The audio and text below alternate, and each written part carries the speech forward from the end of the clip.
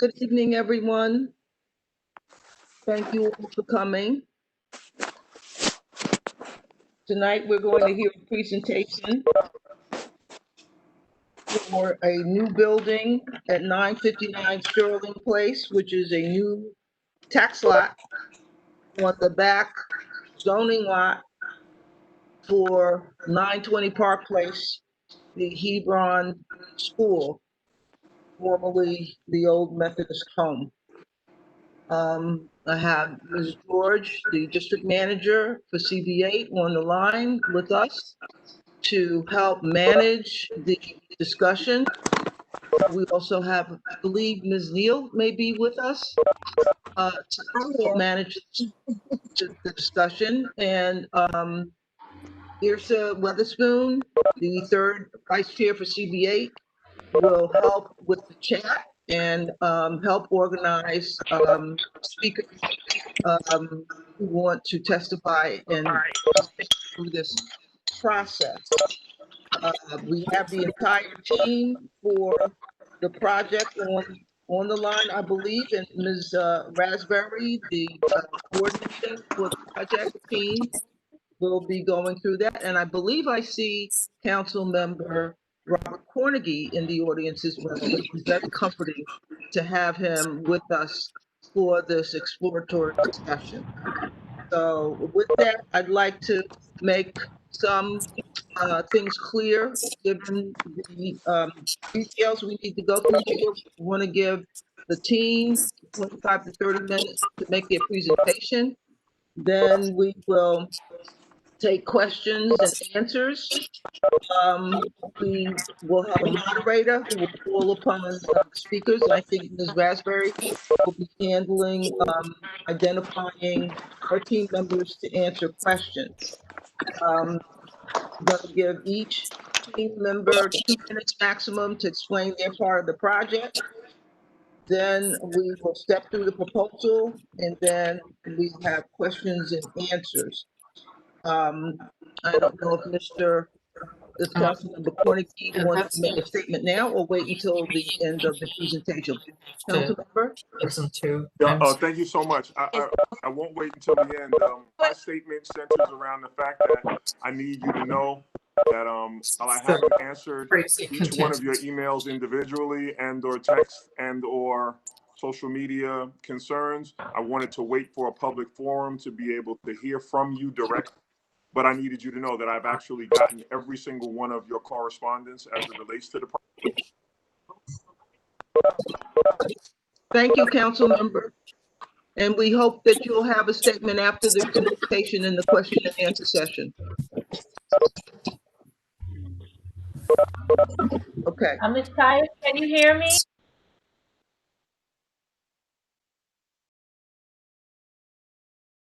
I heard a voice. I don't know who it's from. Janet Collins, can you hear me? Yes, Ms. Collins, I can hear you. Okay, just trying to get through the technology. Good evening. Good evening. Now, we're going to ask everyone to mute and stay muted unless the moderator or the host, Ms. George, calls upon you to speak. Ms. George, is that how we can work this? We need everyone to mute themselves if they're not speaking, though. We need to mute themselves. I just want to check my mic. Can you guys hear me? And Ms. Weatherspoon will be calling for a question. I know, I'm just checking to see if my mic is working. Who's Demaro, speaking? can you hear me? We can hear you clearly. Thank you. All right, thank you. Okay.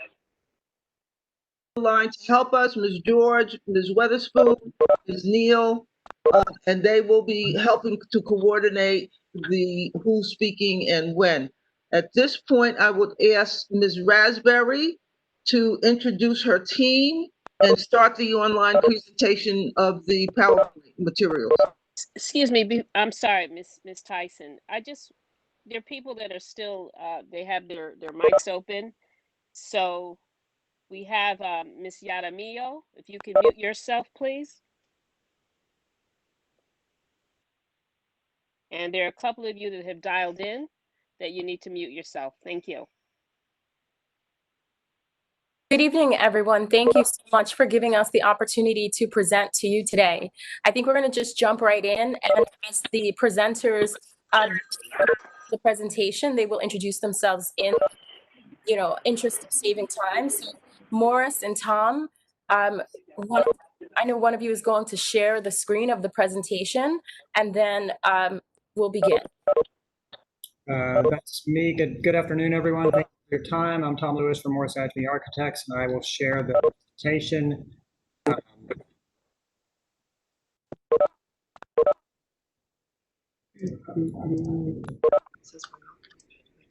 back and try that again. Just a moment.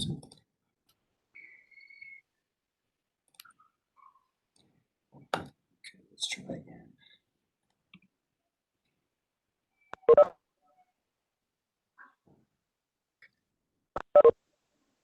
Is everyone able to see the screen? Yes. Great. Okay.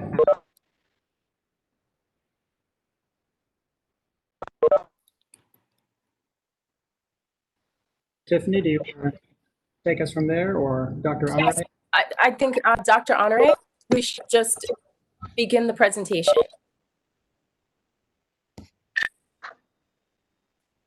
Don't send Will an job.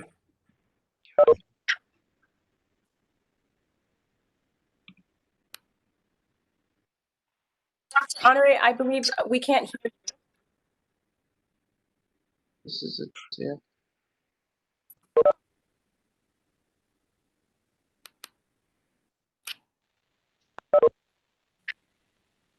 We're calling for audio.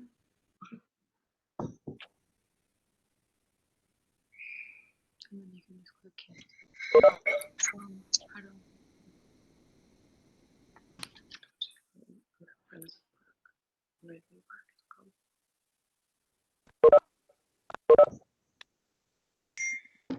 Hello?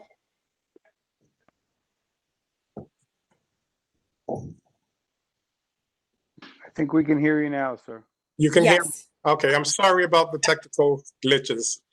Good evening, everyone. I am thankful for the privilege of coming before you this evening.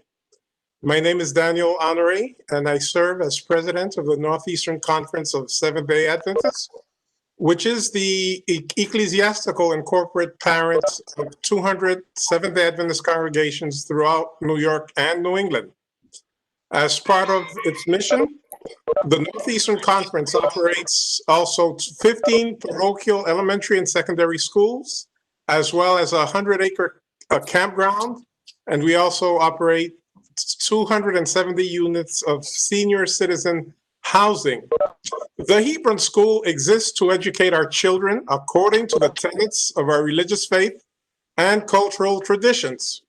We believe this country offers us the religious freedom to do so without compromising what we believe in.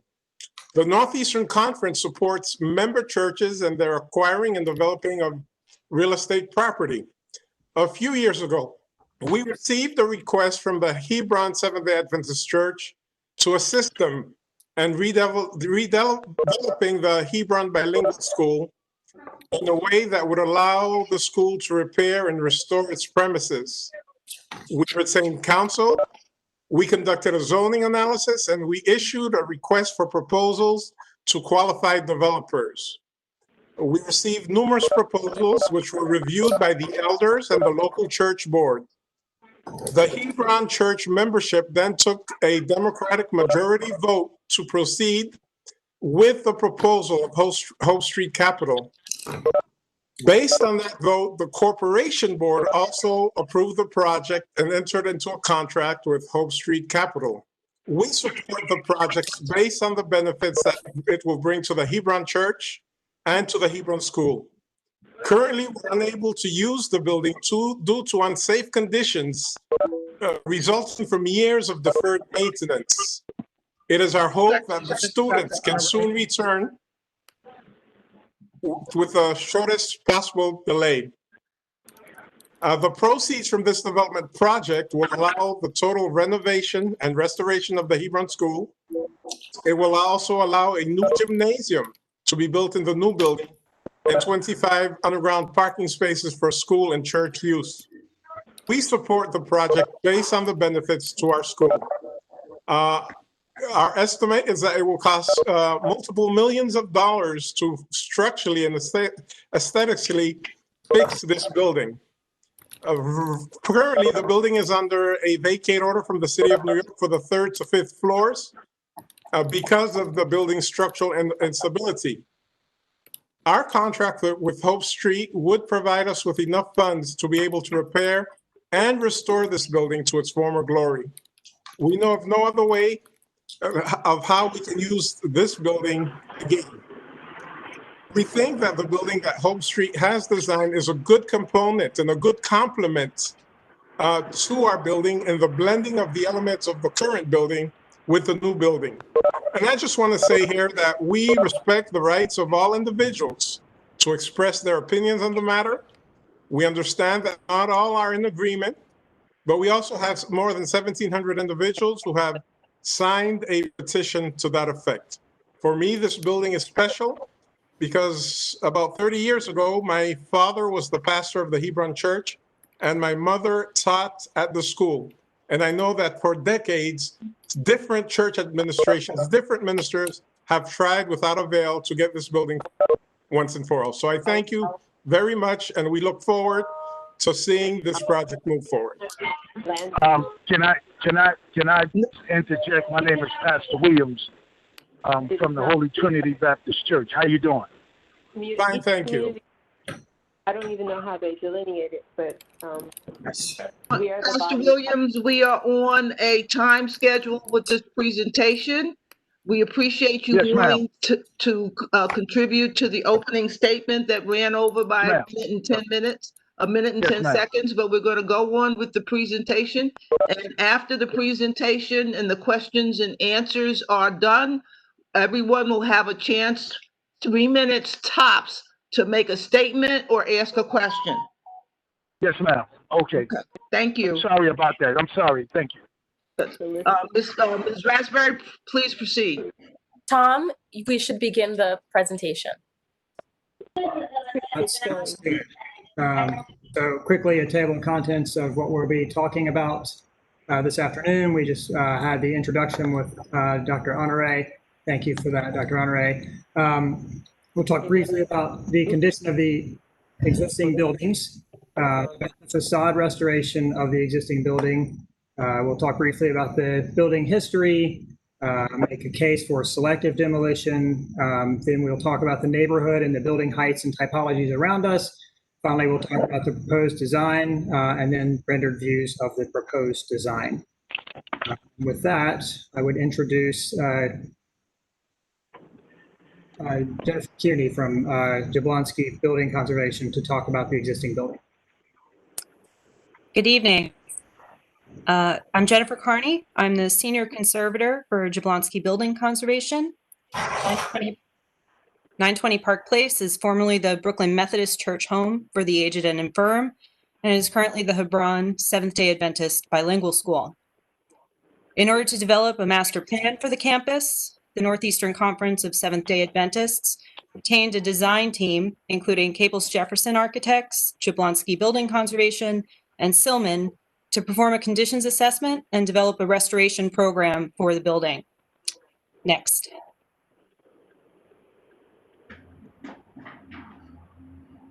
Thank you. The original central portion of the building was constructed in 1888 to 1889 of red brick with terracotta and brownstone trim. The building was expanded in 1911 to 1913 with 3 wings of red brick, cast stone, and stucco added to the east, west, and south to bring the building to its current footprint. The team performed visual examination of the facade from an aerial lift in January 2019 and identified significant deterioration of the facade and the roof that required stabilization and repair. Most significantly, the tower over the entrance had severely displaced masonry and loose bricks due to vegetation growth, which necessitated temporary evacuation of the school.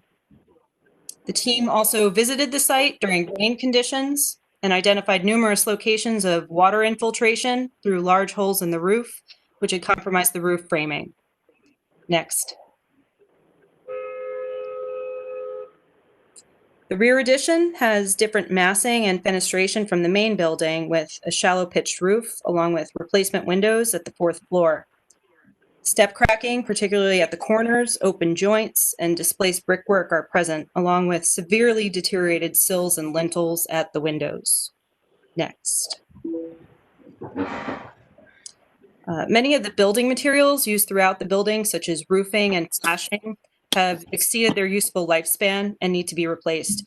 Other masonry materials, such as stone, brick, and cast stone, have been damaged by natural weathering and previous alterations or inappropriate repairs.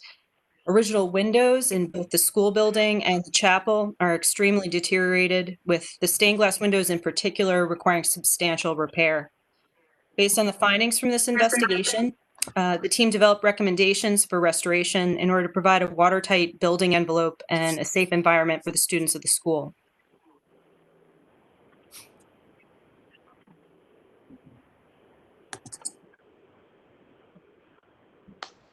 Sorry, I was muted. So from there, we'll go to talk about the facade restoration with Caples Jefferson. Hi, this is Michael from Caples Jefferson Architects. So based on the recommendations of the existing conditions assessment, we began preliminary design work on a comprehensive program of exterior wall and roofing and waterproofing restorations with the intent of both stopping the continuing damage due to inadequate waterproofing and drainage, and also either salvaging existing materials or using historically appropriate materials where possible. So these following 4 elevations sort of document a basic scope of sort of the bare necessities of exterior restoration necessary to preserve the building into the next decades. In addition to the major issue of the main turret stabilization and the roof over the main original wing, shaded areas show where there's loose masonry, deteriorating or absent gutters. The yellow on this elevation shows where existing roof structure is actually penetrating through the envelope and is subject rusting and damage, and also water leaching into the inner wides of the exterior masonry wall. You could go to the next slide if you want. The rear elevation shows more of the same. We'd be replacing lintels as necessary, replacing existing windowsills where they've severely deteriorated. There's also a boiler chimney that requires stabilization that's shown in a heavy dotted red line. You could go to the next slide. These are side elevations.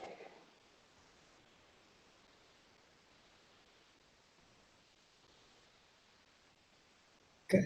And I think from here we have Leisha Hunter from Lee Salzman to talk about the building history. Thanks, Tom. Just to give a bit of a context for our involvement, Lee Salzman is the preservation consultant to Morris Hajmi and Hope Street for the project. And just to try to, help everyone to understand that we feel very strongly that the preservation research effort helped to inform the design process for this project. And we endeavored to have the historic building speak with the proposed new building, both within a campus setting, as well as to have the new building respond to the neighborhood context in terms of height and massing and materials and a variety of planes. The team's due diligence efforts included looking at the LPC designation report, going to the site, carefully studying character-defining features of the historic building, and reinterpreting these cues in a contemporary design vocabulary.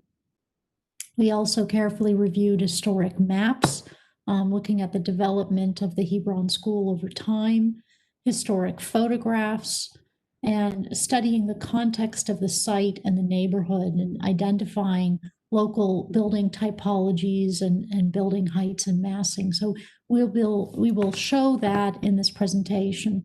In this slide, we just wanted to locate the site within the Crown Heights neighborhood of Brooklyn, which includes 3 historic districts that have been designated by the New York City Landmarks Preservation Commission. The site, of course, is located within the Crown Heights North Historic District Extension 2 and is bounded by Park Place, New York, and Sterling Avenues. Next slide, please. As Jen Kearney of Jablonski Building Conservation alluded to earlier in her statement, the former Brooklyn Methodist Episcopal Church Home for the Aged and Infirm, and now known as the Hebron School, is an eclectic brick and brownstone institutional building. The LPC designation report notes an eclectic mix of institutional, Romanesque revival, and Gothic revival styles, as well as Queen Anne style sash. The church home was founded in 1883 to create and maintain a comfortable residence with board, clothing, employment, medical aid, and other necessary care and attendance for the elderly of the church. The site was developed in 2 distinct phases. The original building, designed by Merson Thomas, was constructed in 1888-1889. The original structure was then expanded about 20 years later, between 1911 and 13, designed by builder William Kennedy, who sat on the Home's advisory board. Can I have the next slide, please?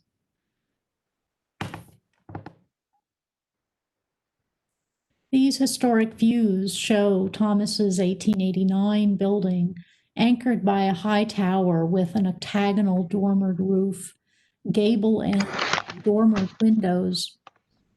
As Morris will speak to, and Tom will speak to later in the presentation, a careful study of these features was fundamental in informing the design of the new building. Next slide, please. This historic view shows the complex after Kennedy's 1913 extension was completed. Kennedy's eastern wing mimicked Thomas's original design, while a new chapel extending from the western facade of the original building was executed in the Gothic revival style. Next slide, please. And also we wanted to show a circa 1939 tax lot photograph from the municipal archives. The view is somewhat obscured with the trees, but you can see the corner of the building. Next slide, please. Next, please. Thank you. So in terms of the selective demolition that is proposed, it is the 4-story low-pitched roofed section that you see on the left-hand image, as well as what appears on the far left-hand side of the right side image. And certainly looking at LPC's prior reviews, LPC certainly has approved selective demolition and new construction at other institutional complexes elsewhere within the city. In terms of this particular case, we find that despite being built during the 1911 to 13 campaign, the southernmost extension reads as a utilitarian element within the overall composition of the historic ensemble. We also note that there have been multiple unsympathetic modifications to the facades of this extension that have been performed over time, including the removal of historic windows and mullion divisions, particularly at the 4th floor, the installation of louvers and the application of blue paint at the 1st floor stoop. We also note that the 1911 to 13 additions to the east and west of the original building along Park Place all featured gabled roof lines that bear a strong architectural relationship with the 1889 building.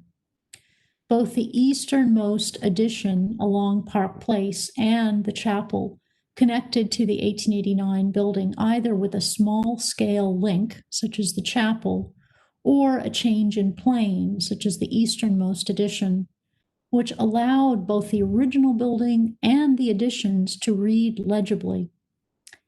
The southernmost low-pitched roof extension at the rear of the 1889 building that is proposed to be demolished abruptly abuts and encapsulates the 1889 gable-ended facade. The 4th floor of the southernmost extension in particular exhibits an uncomfortable relationship with the original gabled roof, which is blocked from public view. The southernmost extension does not rise to the level of architectural merit of the other well-designed 1911 to 13 additions. And we feel strongly that the proposed demolition of this extension would not detract from the special architectural character of the building or the Crown Heights North Historic District 2. Can I get the next slide? Thank you. Just to identify the extents of the proposed demolition, you can see these portions shaded in red on the elevations that were prepared by Caples Jefferson. Can I have the next slide, please? Thank you.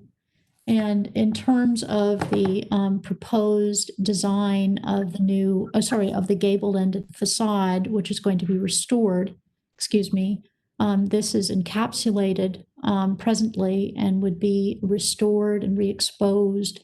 You can see some details, photographs, and the elevation would feature, of course, restored masonry, restored a multi-light Queen Anne style sash, as well as a restored round oculus window at the top of the gable. Next slide, please.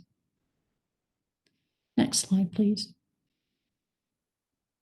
As I mentioned previously, the team really endeavored and undertook a very careful due diligence effort, looking at a number of factors within the immediate context in the neighborhood.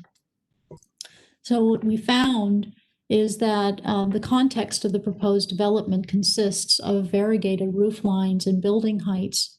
The highest point of the historic building is 84 feet at the top of the tower. Neighboring buildings include a mix of taller apartment buildings and low-scale row houses. Next, please. Hello, what's up? The team also carefully assessed building typologies in the neighborhood and found six. Whoever that is speaking in the background, please mute yourself, Mr. Gentleman. And found, thank you, Ethel, and found 6 recurrent types, including large-scale apartment buildings located at the ends of blocks, large-scale apartment buildings in the mid-block, low-rise brownstones, hybrid multi-family buildings, institutional buildings, and 1 freestanding mansion. Next slide, please. We just wanted to show some photographs that are representative of the different building typologies. Next, please. The team also looked at recurring patterns within the neighborhood, particularly the pattern of low-rise buildings located adjacent to larger scale buildings, as well as the pattern of green spaces located between the sidewalk and the street walls of the apartment buildings behind. Next, please. We also noted during the course of our research that there are a number of institutions located in proximity to the site, including several churches, the Brooklyn Children's Museum, a public school, and library. Next slide.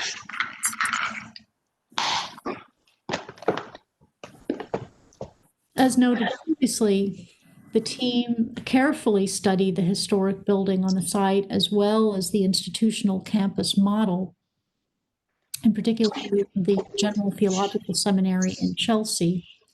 There are many recurrent themes in terms of variegated roof lines, gable ends, a play of planes animating the facades, brick cladding, and landscape close that help to inform the design of the new building at Sterling Place. And I would also reinforce that, of course, not only was this an opportunity. If someone could please mute themselves. Thank you. Sharice, thank you. So not only was this an opportunity to create a dialogue or foster a dialogue between the historic building and the new building in a campus setting, but also to really look carefully at the materiality, massing, play of planes, that exist in historic buildings within the neighborhood. Thank you.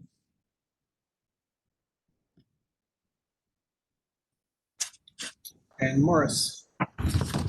Hello, good evening. This is Morris Adjmi. I'm joined here by Tom Lewis, who you've already met. And I'd like to talk about the proposal for the new building. As you can see, this entire project does include extensive restoration of the existing building complex at 920 Park, and I'd like to talk to you about what we're proposing. Thank you also to the community board and members of the community for being here tonight. Wanted to start off by showing just some modern precedents that we used. As Misha noted, we looked at the General Theological Seminary and other similar modern buildings, as well as the church to inspire our design. We also looked at the array of buildings that you find in the neighborhood to make appropriate proposal, which included the townhouses and the large apartment buildings, which you find throughout this historic district. Next two slides, Tom, please. Here is a view of the proposed, well, this is the massing that's allowable by zoning. This is an as-of-right scheme. Our current massing does not use all of the FAR or floor area that is permitted on the site. And we feel that what we've done, in the next slide, you can see that we've carved the mass of the zoning envelope to address the historic building at 920 Park, the school to the north of us, as well as the other buildings you see in the neighborhood. Next slide, please. This is the existing slide, which shows the building in the center, as well as the parking where our proposed building will be to the south. In the next slide, you see the proposed building with the green space between the building. There is an access ramp and green area between the two buildings. In the next slide, you can see the gym, which the school will have access to, and which actually exclusive use of, as well as the community for the corner. In the corner, the ramp is shown there and the parking. We're also showing the extent of the restoration, and Muser Rutledge, the consulting engineers, have looked at that and proposed the structural design you see on the right. What's the extent of the excavation and that right? Yeah. Yes. And the next slide.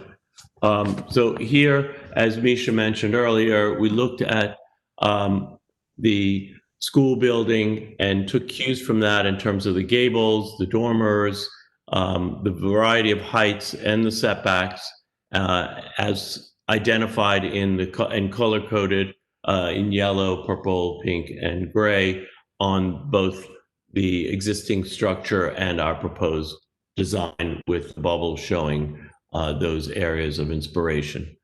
Tom will now walk us around the site and show you the design. Thank you. Thank you again for your time, to the community board and to the community itself. So I will walk you, as Morris noted, around the building with renderings that show the building in the context of renderings and photographs that show the proposed design in the context of the new building. Starting with the view from looking southeast down New York Avenue on the corner of New York Avenue and Park Place. The new proposed design tucked in behind the historic building, the restored historic building, and showing the relationship between the two buildings, the gable end relating to the gable end here, and then also dormers on this facade that also are relating again to this dormer. And you'll see these some of these same relationships I'll point out again as we walk through the various renderings. Again, this is a little further down New York Avenue, looking back at the existing building and then the proposed design next to it. Again, the relationship of the gable ends towards each other, and the dormers, also the modern interpretation of the dormers relating to the dormers on the existing structure. This is a slide that Landmarks had requested, in part because we had taken the photograph when there were leaves on the trees and wanted to understand what the relationship of the buildings are. So we dashed in the lines. This yellow line actually shows the profile of the existing building, and this red line and shaded area shows the profile of the proposed design. This is taken from New York Avenue, looking east, looking southeast, or primarily east. And again, this is showing what was Morris alluded to in the site plan is the courtyard between the two buildings. So we have the proposed masonry rear facade, and then the courtyard space that lies between the two buildings, the existing historic structure to the left here, and then a small minimized ramp, automobile ramp that takes you down to the parking below. The gymnasium is actually can be accessed from right around here, and so that's accessible to the community, to the school itself, and primarily for the school's use. This is the proposed view looking north from New York Avenue. So again, we're seeing that gable-ended facade on the corner, and then the window dormers themselves, with the building somewhat visible in the background. This is taken from the corner of New York Avenue and Sterling Place, looking east. So again, we're seeing that gable facade. We're seeing the window dormers that are relating to the existing historic structure. As we look down Sterling Place, we're seeing the roof heights. Actually, roof heights are varying as we move along the facade. You'll see as we get a little closer in, some of the, we've created an entranceway which creates a gap in between in the facade, so it helps to break up the facade a little bit. We're seeing alternating materials which are creating a rhythm along the street, and then again we've got this break on the New York Avenue side, which helps to again modulate the facade. This is a view taken a little further up Sterling Place, again showing that gable-ended facade with the window dormers, and then the rhythm that's created as we go down the street with these varying roof heights and alternating materials. Here is the detailed entranceway that I showed in one of the previous renderings that shows the breaking up of the facade. We've created a brise-soleil detail here, and this you'll actually see goes through to the backside of the building on the courtyard, which you'll see when I show you that rendering. Again, we have the alternating materials and the slightly alternating roof heights along with the materials going up and down, creating that rhythm. We also have, in addition to the brise-soleil detail, we've created a dogtooth brick detail on the underside of the windows to continue to create more interest and detail in the facade. Here is a detail of that front entranceway. So again, we've got the brise-soleil in the middle, the dogtooth header detail, or excuse me, windowsill detail here, and then we've got some stone on the entranceway, which again relates to, there's also stone in the church facade itself. Looking on Sterling Place, in this case, looking west on Sterling Place, we see way off in the distance, we've got the gable-ended facade. We've got this rhythm of these ups and downs that are marching along. We've got the break in the facade of the entryway, again with the rhythm of the ups and downs. And then on the end, as a transition piece, we created a metal, slightly lower and metal facade, which starts to help the transition the building from down to the neighboring buildings surrounding it. From the courtyard, so this would be a view taken from the church. This is what the church would be, the view that the church would have from their restored building. This is, as I said before, this is the backside of that lobby with the brise soleil detail. So it is actually a lobby coming all the way through. You can sort of see down here in the bottom of how that's working through. And then this courtyard space that lies in between them. You'll see a little bit of the detailing, dogtooth detailing here. Also, you'll see this vertical element. One of the things as architects that's often hard to work with is how you end up with elevators and the height of elevators. And so we try to make it a feature as opposed to hiding it. So there's also brick detailing in that piece as well, which this vertical actually relates quite well to some of the verticals on the existing building in the background. Finally, Landmarks had asked us to show the impact of the existing or of the new proposed design on the existing building. So this is the outline of the existing building and then the proposed design in the background. Again, another view that Landmarks had asked us to provide, which shows again the existing building as it is, which would be restored and renovated with the completion of the new project. And here over on the left-hand side is a small view of the building projecting through. This is in the context of the neighborhood. So this is in a neighborhood context without the proposed design. And at the moment, just showing Sterling Place elevation, the New York Avenue elevation as it currently is, and then the Park Place elevation. And then this is showing that same drawing with the proposed design in it. So we can see some of the heights where we are at a 60-foot street wall on the Sterling Place facade, 72 feet with the setback penthouse, and the building across the street from us is actually a 69-foot street wall. Similar is true on New York Avenue. There are several buildings that are approaching within the same 69-foot height. And on the bottom, the Park Place elevation showing the existing building in front, and then the impact of the proposed design beyond. This is just an elevation showing the Sterling Place elevation of the proposed design. And then this is again a larger elevation showing the Park Place design with the church ghosted in the front and the proposed design in the rear behind it. This is just a material selection sheet. So it's showing the two different types of bricks. We showed a Glengarry Redburn lighter color or almost orange, more orangey colored brick, a redder brick, and you can see down below in here, you can see the ones being the darker red brick, twos being the lighter red brick, and then the third sample or the third material is this gray metal, which happens here, here, and along here, and then along the top. And that's it. That is the presentation. Thank you very, very much. This has been an interesting presentation. At this point, I think we agreed to have questions from the community, and Ms. Ms. Weatherspoon will ask those questioners to speak, and Ms. George or Ms. Neal will unmute those speakers or questioners as we go along. Ms. Tyus, I'm so sorry to interrupt you. I thought we were going to hear from the church. Is that not? Do we have a representative from the church other than Dr. Honore? We do. We do. We have Pastor Manigat, and then we also have the first elder of the church that are on the line right now. Okay, so that would be Ms. Tyus, there are also other members from the church on this call. Mm-hmm. Okay, so I think Ms. Tiffany Raspberry is referring to the proponents of the project. So be Pastor Manigat and what was the other person's name?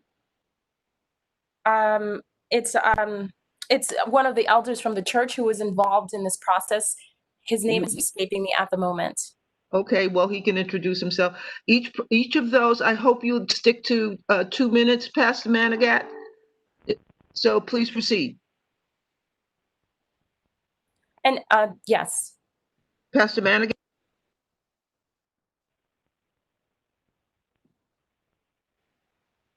Pastor Manigat, are you with us?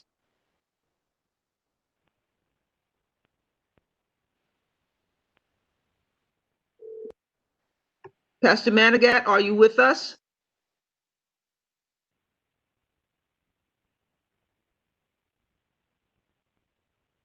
He's there. He's on the line. Is your phone muted, Pastor? We can't hear you.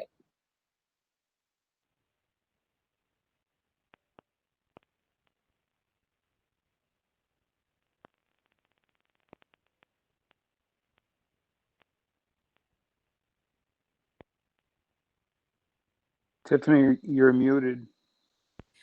Yes. Can you hear me now? No, we cannot hear you. I'm on the phone with Pastor Manigat. He's having some kind of technical difficulty. We cannot hear you.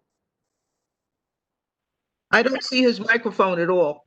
We don't see your microphone. But we can hear him through your phone. Okay, Pastor, you can speak now through my phone, okay? Everybody can hear you through my phone. Okay, I'm sorry. I'm Pastor Maurice Manigat, the pastor of Hebron Church. I came to Hebron in September 8th, 2018. And as the previous speaker mentioned, the building is in the bad shape and needs to be repaired. So when I came to Hebron, I looked at the record, and the church record showed that the church, the elders voted for the project when the project was presented to them, and the church board voted, and then the church voted in majority for the project. So this is a church record. Is there?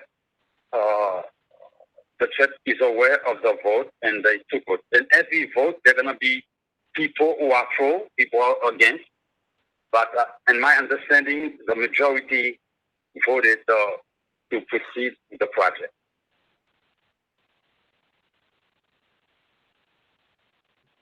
Thank you. Thank you, Pastor Manigat. You have another speaker, Ms. Raspberry? Yes, we do. I'm going to get him to speak right now.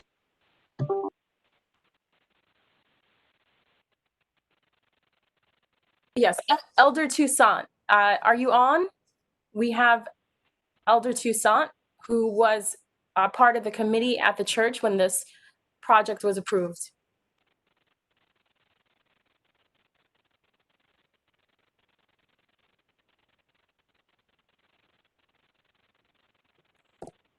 I don't know why he's not speaking, so I guess you can move on, and if he signals me, I will let you know so that he can speak, but you can move on to the other church members that want to speak. Thank you, Ms. Raspberry. I think we have other members of the Hebron congregation in the audience that Ms. Wedderburn, I'm sorry, I keep saying Wedderburn, Ms. Weatherspoon can point to speak, or they know who they are, and if they would come on and announce, unmute themselves and make a 2 minute or less statement, we can move on with this.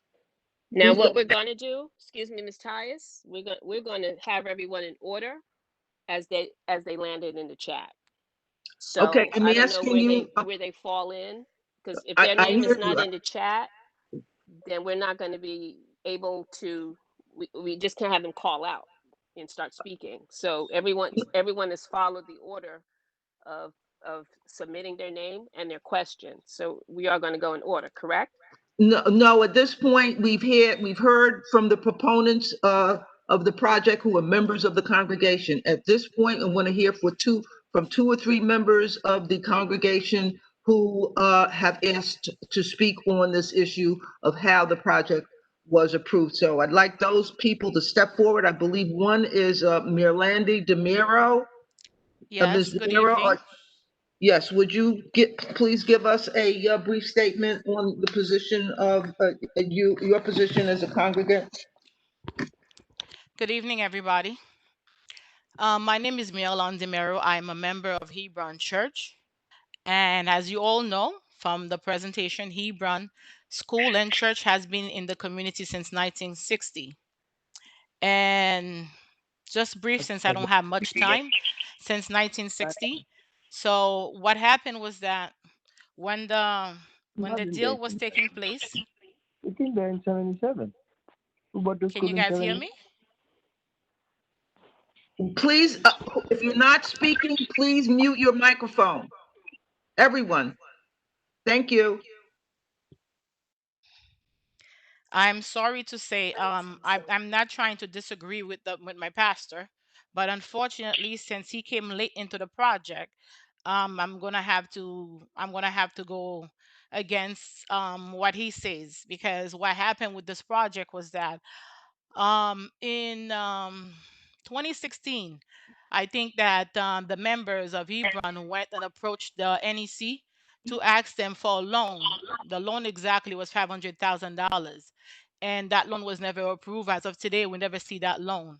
And instead, the conference president came to the church and asked them to vote on exploring a possibility to sell the property, on exploring, my word is, selling the property on Sterling Street.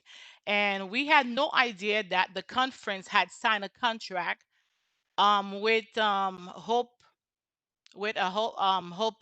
Builders, the contract, until we got a copy from our new pastor in the late of 2018.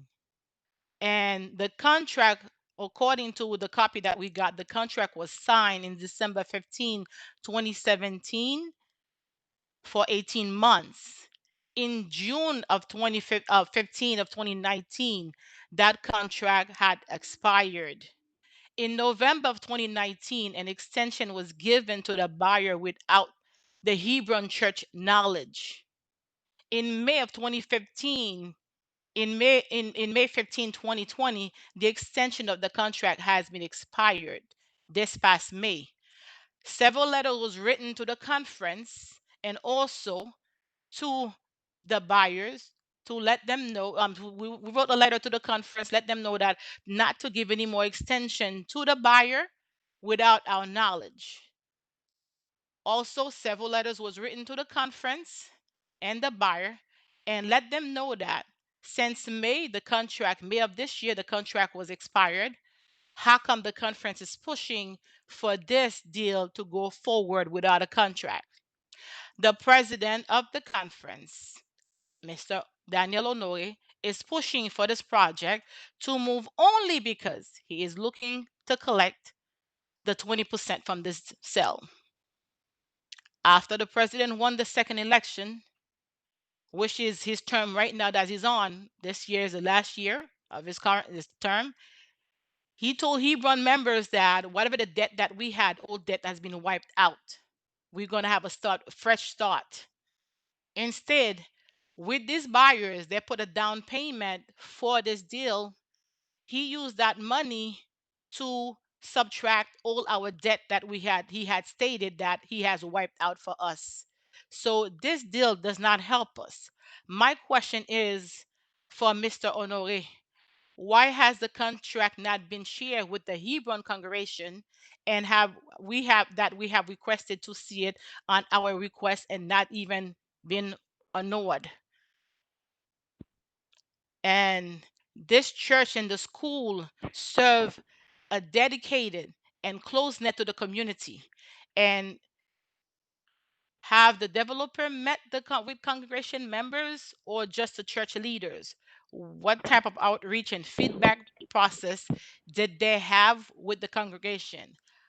Was there that was the time was what was when was the last time they met and spoke with the congregation? Are you aware if there has been any discussion about ensuring that revenue for the sale will be going to the congregation, community, and the renovation of this historic building? Because this is what happened. From what we know, we do not know how much it's going to cost to renovate the building. So therefore, we know that they want to sell the land, but how much money is it going to cost to renovate the building, the present building right now? We do not know that. So therefore, that's why we're saying that it is not good to have this deal right now.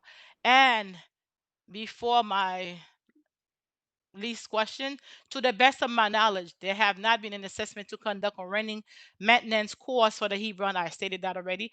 Are you aware that because the church and the building will be considered on the zoning lot, under the zoning law, all the open space on the lot needed to be open and usable by everyone in the zoning lot, including the people who will be living in the apartment building. The resident of the apartment building legally have the right to use all the church ground. And keep in mind that it's going to be a school there. So if they're going to use that ground, the kids will be in jeopardy. And my last question, will any of the unit be rented to given exclusively to the Haitian community or to the Crown Heights community? And if it is so, what method are you guys going to use? And you said 30% of the units will be affordable units. And what is the affordable units? What is the price line for the affordable units? And these are all my questions. Thank you, Ms. DeMiro. That was a bunch of questions indeed. And I have Rita also. I have Rita who's on the line with me, and Barbara. Barbara is an alumni of Hebron School and also a church member of Hebron. And Rita is also a church member of Hebron. And I have some other ones. And Franz Polycarp is also on the line if you want to ask any questions or confirm what I just stated.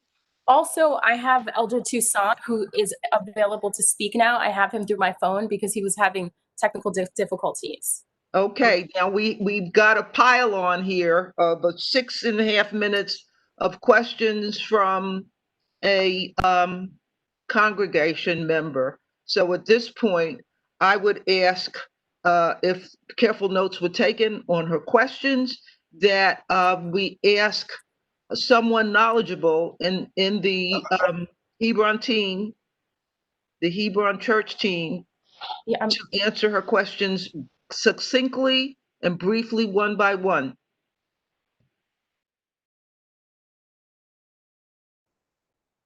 From the team, we would either have, I believe, Dr. Honore answer the questions, and issues about tenants in the building would be answered by Hope Street. Okay, may I suggest that it be someone from the local congregation who has immediate knowledge of what was going on down on the ground? I can have Dr. Elder Toussaint can speak because he was a part of the process. So Elder Toussaint, can you speak and give us some background on the process? You've heard the concerns that were raised. And so can you give us some clarity on what happened? I know that there was a vote that was taken. Can you speak to that? Yes, my name is, can you hear me now? Yes, we can hear you. Yeah, my name is Emmanuel Toussaint. At the time of the deal with the Recent Conference and Hope Capital, was and we all know for a long time we've been struggling to keep people school, and we have tried for many years to find ways. And the North Conference come out with a plan, and it was a lot of choices. And one of those choices was the one that we have now that we pick. At the time, the church voted, it was about 101 to 60 for the project.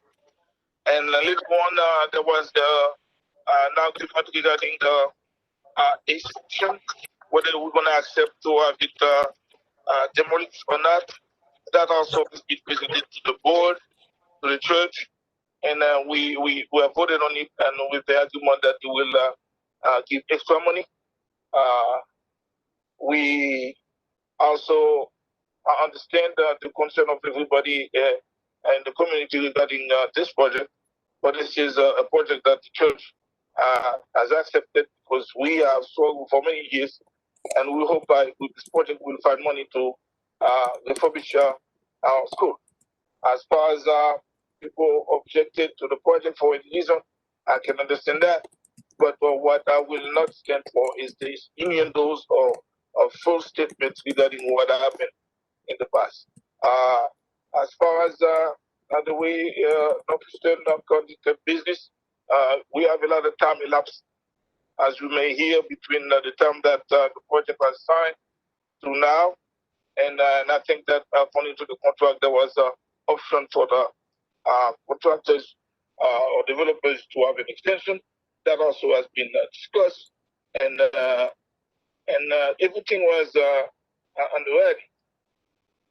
It was concerned, but as far as the church has voted, to go along with the project. And in the beginning, it was 3 or 4. We choose one, and then it was also presented to the church. We might have some type of agree or disagree on this or on that, but bottom line, it was out of necessity that we at Hebron Church went along so we can have money to have finally, hopefully, we build a school. Thank you very much. Thank you, Elder Toussaint. Can you do you know from personal experience what did they vote on exactly, and when was the vote taken? Yeah, the vote, I cannot remember exactly, but the vote was taken. But it was for 101 to 60, where we voted to go along with the project. Before it was presented as a choice, and then finally, when it was presented the second or the third time, put it on it, and the church board voted to go along with the project. If there's any difference after that, No, may I have a napkin and a fork? That was soup, that's why. I'm not speaking on behalf of that. No, baby, no, baby. As far as voting, the church has voted. Okay, thank you, Elder Toussaint. At this point, we've heard from 2 different factions in the congregation, and I'd like to ask Mrs. Weatherspoon to proceed with the process that we spoke about earlier of having people from the community ask their questions and get an answer, and then move on to the next questioner and the next answer. Ms. Weatherspoon. Ms. Tyus, may I ask a question before you proceed? I thought we had 2 other Hebron people that Ms. DeMero mentioned were on a call and wanted to speak. Do you have their names? Ms. DeMero?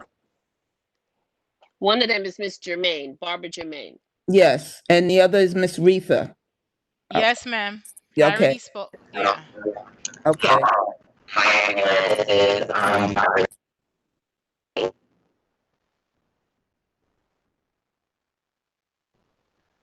Hello. Okay, each of you would have 2 minutes, 3 at the most. Terrible quality. You can't hear me very well. You sound like a giant bee. I'll let Rita start then. It's not coming through clearly. Do you want to pass to the next person and they can ask your question as well?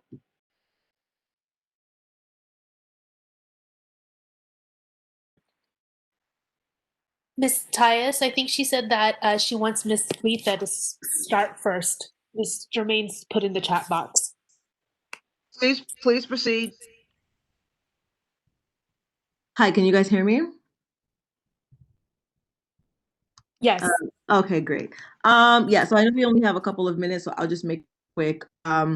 I'm seeing in the chat there are people asking what exactly was voted on. I can just say that, I mean, first of all, the majority of the church members do not speak English. So there was also a barrier when it came to language, in my opinion, when it comes to that. Again, in terms of the sophistication of the project and the plans that were presented, I can also say that knowing the population very well of the church, a majority of them did not really understand what was going on.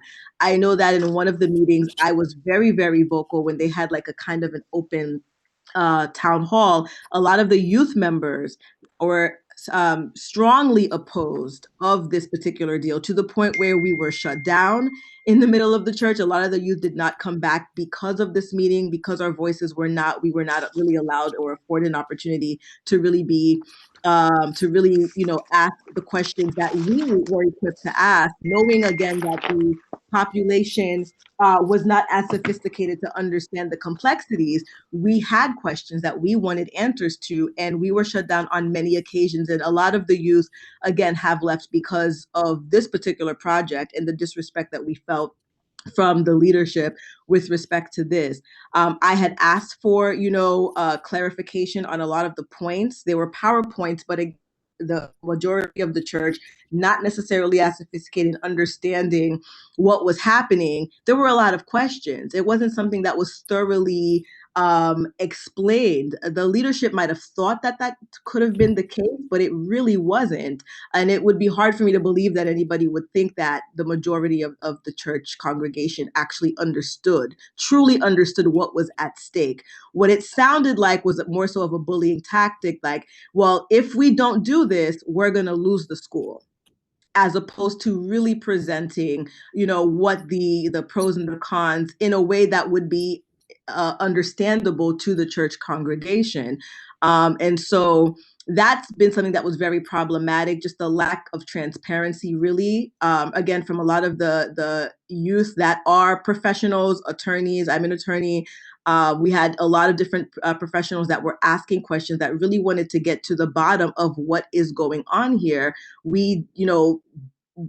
There was just a lack of transparency, even on our level, of people who could understand a lot of the information. So let alone a lot of the elderly members who do not speak English, who do not understand, put up a PowerPoint.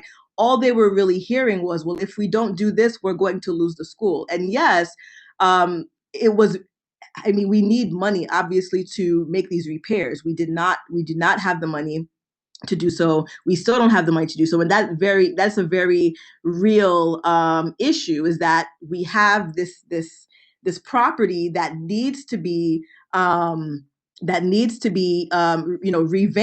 and we don't have the funds. So it was a point of desperation, really, where we're like, well, what are we going to do? So I guess if we don't do this, then we're going to lose the property. And I think that, unfortunately, when we're looking at it at that extreme, they're saying that a majority of the people, I think, voted. And I remember seeing that vote, and it was, kind of iffy, because it was kind of like a, let's point to see how many hands are up, how many hands are down type vote.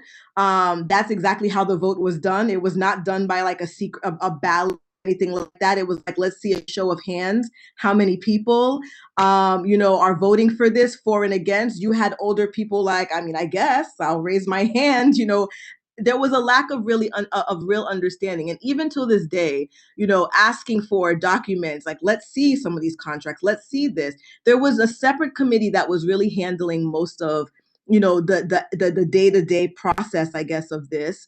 And that was really it. And it was like, okay, we're going to come and regurgitate, or we're going to come and give some information to the congregation piecemeal. But it was something that was really hard to see, to be honest. And again, when we tried to question, when the youth, the professionals who were looking at this and were like, this doesn't really make sense. Is there another way? We know that we need the money. That's not an illusion. We're not delusional. But is there another way? Can we partner? Do we have to sell the land? Like, we were asking all these questions, and it was just like, whatever. And they, the leadership did what they needed to do, did what they had to do. So for them to say that, the majority of the church vote for it. Well, I mean, when you present it like that, well, if we don't do this, we're going to lose this, to a majority population of elderly Haitian Creole speaking individuals who don't really understand the sophistication. And I'm not, trying to be ignorant or get on anybody's education level or anything like that, but just let's be real about this. You put up a nice PowerPoint and you throw up all these numbers. No one's paying attention to it. They don't understand. They didn't understand. So given that extreme, lose the school or do this deal, I mean, people put their hands up. And again, the count was more so, let's look to see how many hands are up. There wasn't a ballot. There wasn't anything like that. There wasn't even a video recording of the counting of the hand. So, it's always been shady in my opinion. And again, I know that everybody is trying to do what's best. And everybody has their interests, and it is a dire situation, but I think that there has to be another way. I don't know what that way is. I'm not going to pretend that I know what it is, but this just does not seem like it's really in the best interest of the church, the best interest of the school, the best interest of the Crown Heights neighborhood. That is all.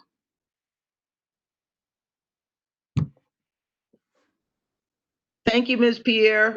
You're welcome. I believe that at this point we can move to the community attendees and work with Ms. Weatherspoon to get the additional questions that will align with Ms. Pierre's statements, as well as Pastor Manigat's statements that the work needs to be done somehow. I don't know exactly how. So Ms. Weatherspoon, can you get the next questioner? Good evening, everyone. A couple of you have a few questions, so just in the interest of time and just fairness, if and sticking to the 2-minute time that we're supposed to be asking these questions, I'm going to ask for you to have multiple questions, that you maybe do 1 or 2 if you can knock it out in 2 minutes, and then we'll come back to you after everyone's had an opportunity. Okay, Claire is the first person, please, Ms. Claire. Hi, I just want to make sure Barbara's statement gets read, so I'll use my time to do that. So Barbara Germain says, I went to Hebron School from nursery school to 8th grade. At our meeting at Hebron Church, I proposed that we, oops, it moved. Sorry. At our meeting, I proposed that we should reconsider this deal. I was shut down, as were many of the youth who went up to the microphone. We feel as though this project is a move backwards for Hebron. Birmingham, the school founder, a Black man from Haiti, invested at the start of acquiring the entire school ground, not the Park Place side. From the future young Black people in our church, they need to know that they don't need to sell what they own in order to improve. Our young professionals let the board know that we have resources they can tap into, even lease the land on Sterling Place and continue to own it, since we need to repair before the structure crumbles. And I don't have any questions.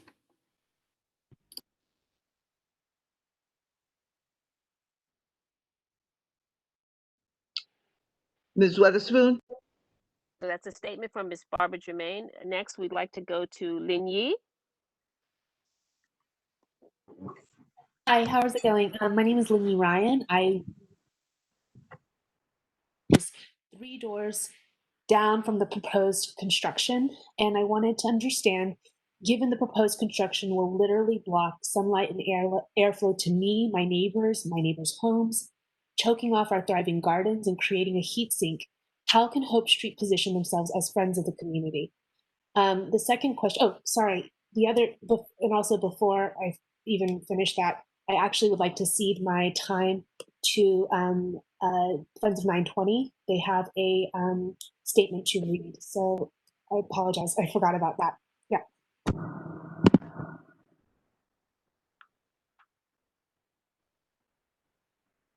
So, okay, so who's speaking for 920? Ingrid here. Hi, Ingrid, please. Hi. Okay. Good evening, everyone. Friends of 920 Park is a diverse intergenerational coalition of neighbors united in our firm opposition to Hope Street Capital's project at 920 Park Place. To date, we have garnered widespread support of over 6,500 individuals and counting have signed our petition against this project. And we have received statements of support from local community groups and organizations, including the Crown Heights North Association, the Crown Heights Tenant Union, the Sterling Place Civic Association, the Historic Districts Council, and Crown Heights Mutual Aid. This project is a travesty, no matter which way you look at it, and it must be stopped. Number one, the project goes against landmarks law. The partial demolition of the historic structure, its inappropriate scale and style, the obscured sightlines, the significant adverse impact on the old home's visual entity, and the character-altering changes to the open space are all in direct violation of the city's environmental quality review guidelines for historic buildings. This is cultural erasure, and it begs the question, whose monuments does the city protect? Whose history matters? The proposed project would be the first building of such magnitude built in our historic district since it was given landmark status by LPC less than 10 years ago, and would set a dangerous precedent for preservation standards in this new historic district.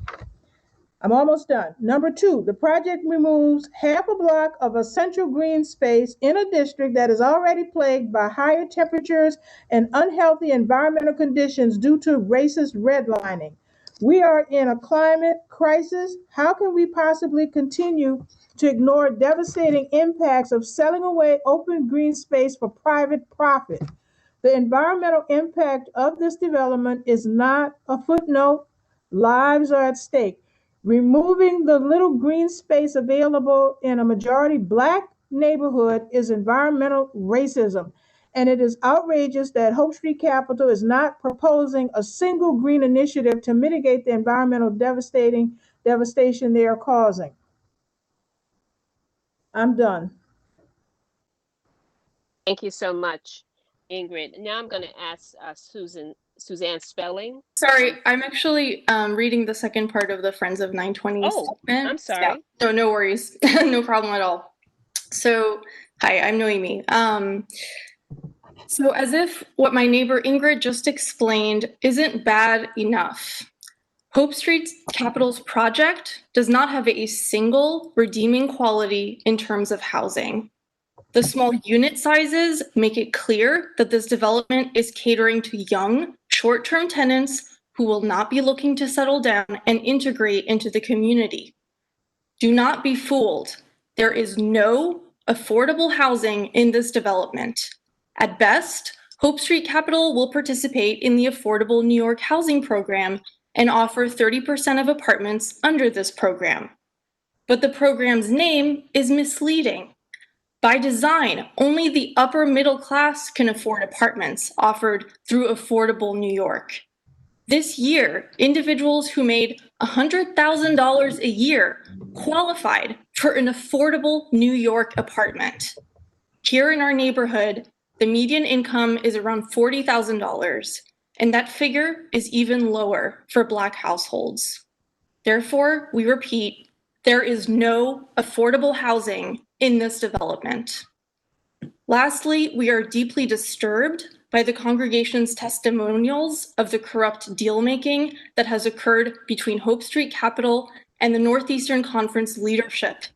It's clear that our neighbors in the Hebron congregation have been misled and manipulated. This is an outrage. Equally troubling is the Northeastern Conference's claim in the media that the local community has never offered them any help to restore Hebron's historic building. In fact, the opposite is true.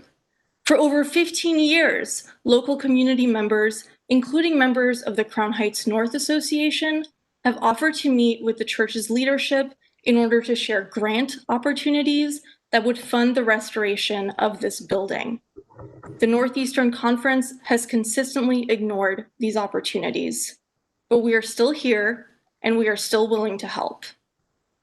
In conclusion, we urge the Land Use Committee and CB8 to vote against this project.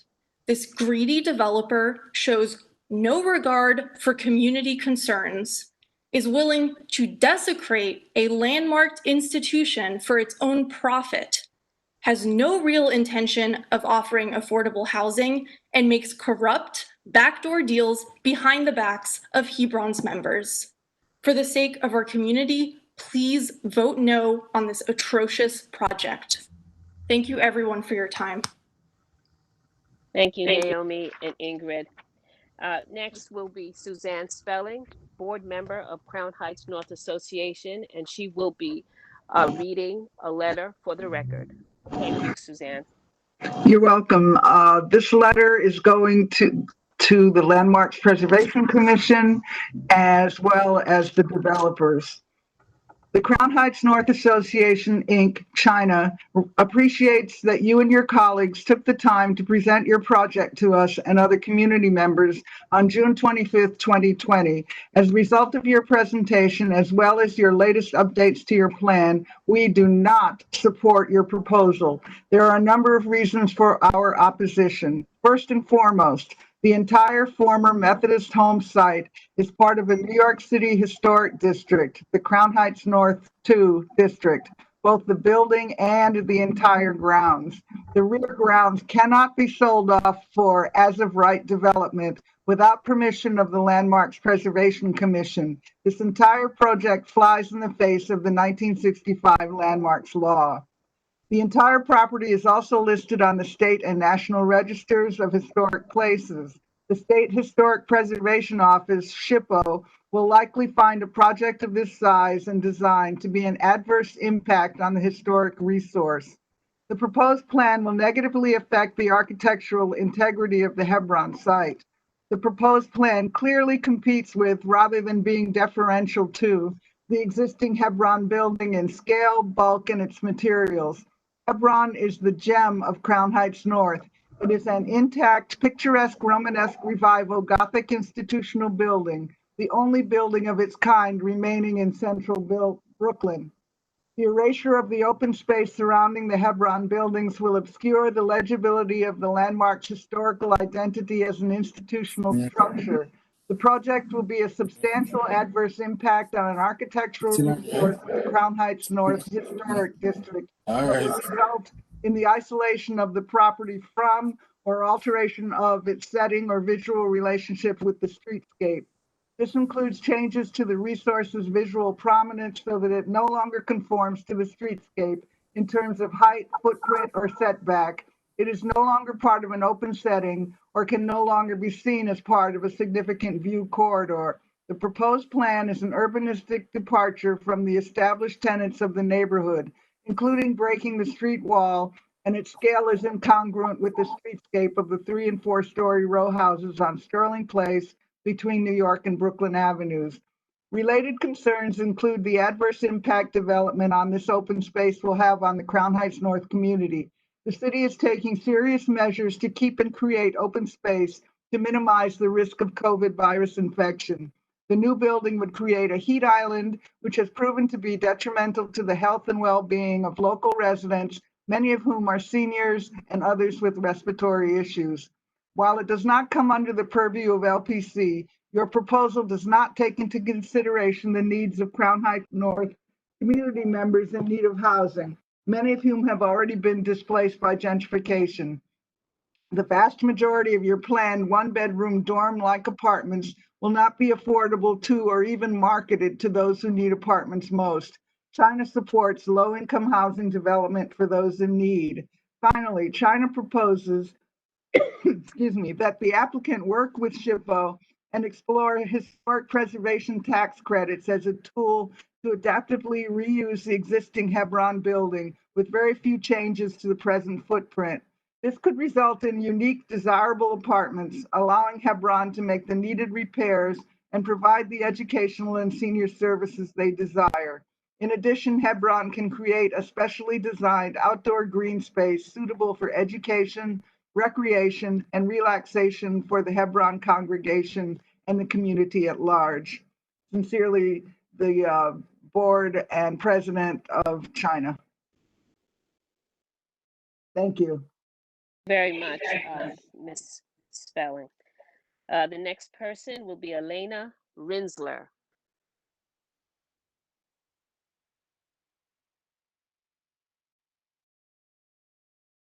Ms. Winsler, do you still have a question?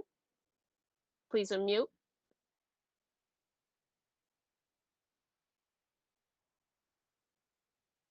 Okay, we're going to move on to Ms. Judith Waletsky.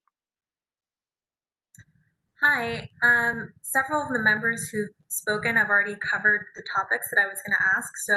But I do think it's important to reiterate the questions of why this is architecturally appropriate, especially because it has absolutely no sustainability features. There's nothing to mitigate water runoff, anything to decrease the heat island effect for the neighborhood, aside from it just being totally inappropriate for the hodgepodge of different architectural styles that don't really relate to the neighborhood. Thank you.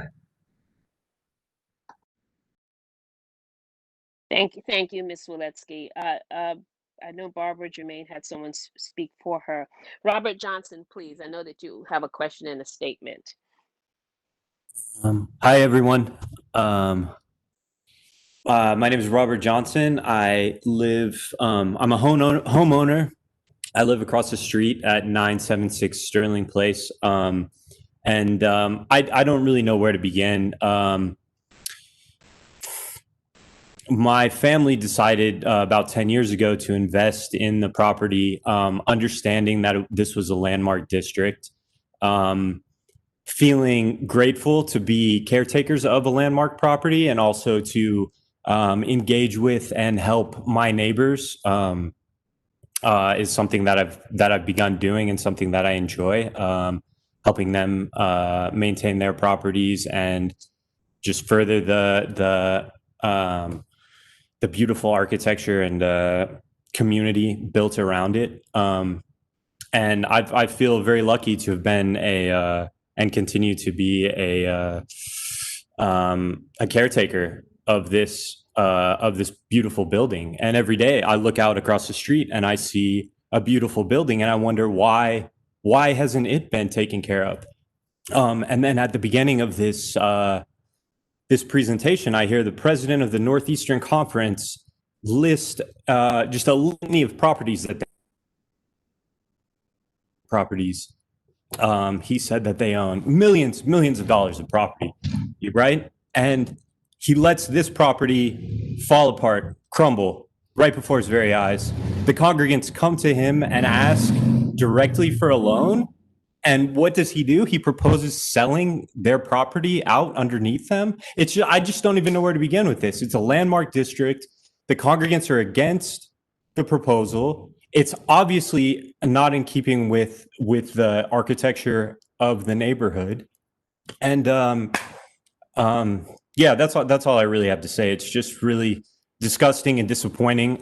I think that the preservationists who are pushing this should really think about what they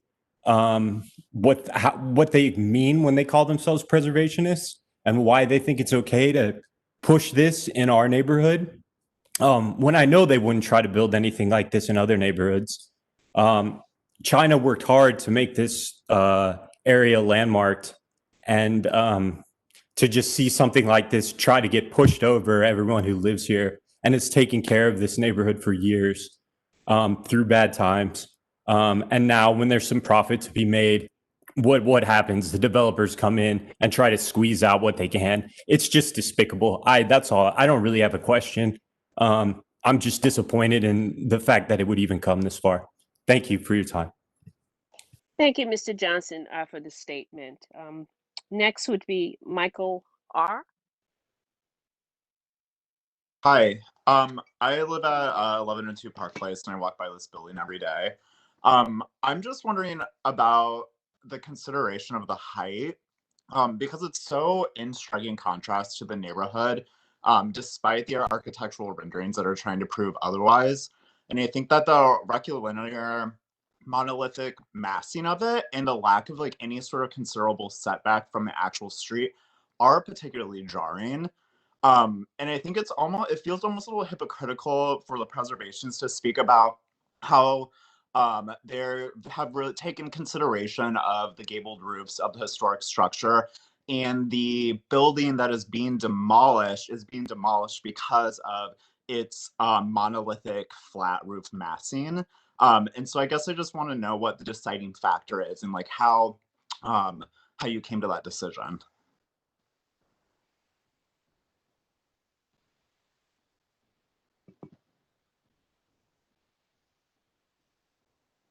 Ms. Brasbury, anyone on your team want to answer that question briefly? Yes, Tom, can you answer that question? I can, or Morris, would you like to speak to it, or would you prefer that? Sure. Actually, we did spend a lot of time looking at the other buildings in the neighborhood. The street wall of our project is 60 feet, which is the same height or lower even than the building across the street and a number of the other larger apartment buildings that you see throughout this historic district. And we also spend a lot of time carving and setting back the building in a number of places along the street. Thank you. Thank you. Okay, Rob Mandelbaum?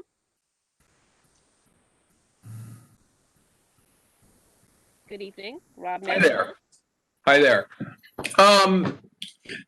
So I live at 960 Sterling Place, and I just want to say that I stand with my neighbors against the project that's being proposed here tonight for all the reasons that the community has presented.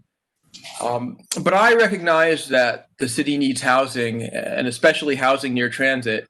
And I understand that there's going to be tremendous pressure on the community board to come to terms. And I know that projects that go to LPC usually end up getting built in some fashion. And so with just trying to be realistic here, I just want to lay down some markers. You know, if for those people on the community board who are interested in negotiating with the developers, what the markers might be for a project that actually benefits the people in the neighborhood. And I am really just talking about affordable housing. As many people have pointed out here, this is not a neighborhood where the median income is 130% above the area median income. We are a very low income neighborhood. You know, the median income for Black families here is probably 40 to 60% of the AMI. And so I think that if this is going to proceed in any fashion, the developers really have to choose the option under the Affordable New York Housing Project that is in that category, you know, option A, where, you know, where most of the units are available at 40 to 60% of AMI. And they have to build units that are consistent with what people actually need here and not sort of warehousing for freelance graphic designers. And I think that there has to be, you know, the community board has to negotiate terms where the landlord is not permitted to sort of reject people, you know, who don't meet the credit score requirements or who have certain criminal records. And there are all sorts of innovative approaches to sort of making sure that you know, credit scores and criminal records and, you know, prior rental history aren't barriers to renting.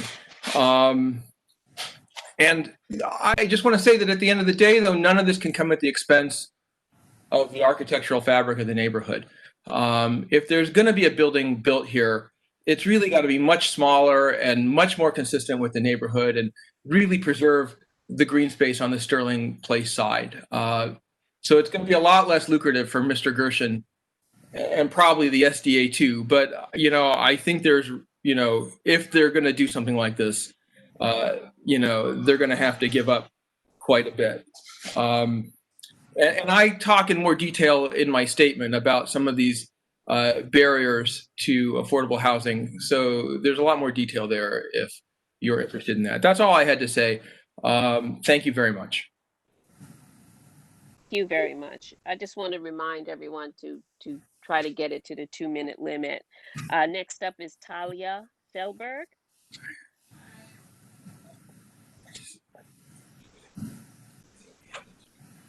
I'm happy to cede time to anyone else who wants to make a. Right. Is that what the house? Okay. So you don't have a statement or question? Thank you. Okay, thank you. Gretchen? Actually, sorry, I do just want to register my opposition to the project as someone who lives near this building. Thank you. Okay, thank you. Gretchen, would you? Yeah, I also would just like to register my opposition. I live at 1528 Bedford Avenue. This sounds like all sorts of wrong for the community, especially now hearing from people from the congregation. It sounds like it was extremely misleading. So that's all I have to say. Thank you. We appreciate your statement. Thank you. Fior Ortiz, Joyner. Thank you. Hi, good evening. My name is Fior Ortiz Joyner. I reside at 1203 Bergen Street, and I'm the president of the Rebirth of Bergen Street Block Association. Ms. Demeraux kind of touched on a question that I wanted to ask, and so did Rob, but we haven't gotten an answer, so I'm going to ask it again. The median income for a Black household in the church's census tract is about $40,000. Would you approve a household earning a total of $40,000 as tenants for a one-bedroom apartment? And my second question would be, who will be allowed to access the underground parking and gym that will be attached to the building? Who benefits from that space? And those are my questions, and I would like them answered. Thank you.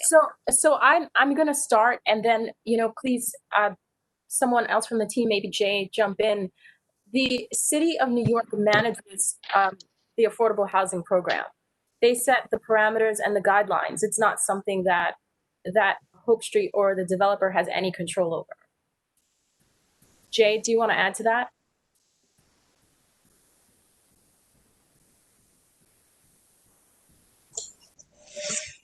Hi, I'm Jay Siegel. I'm the land use lawyer for Hope Street.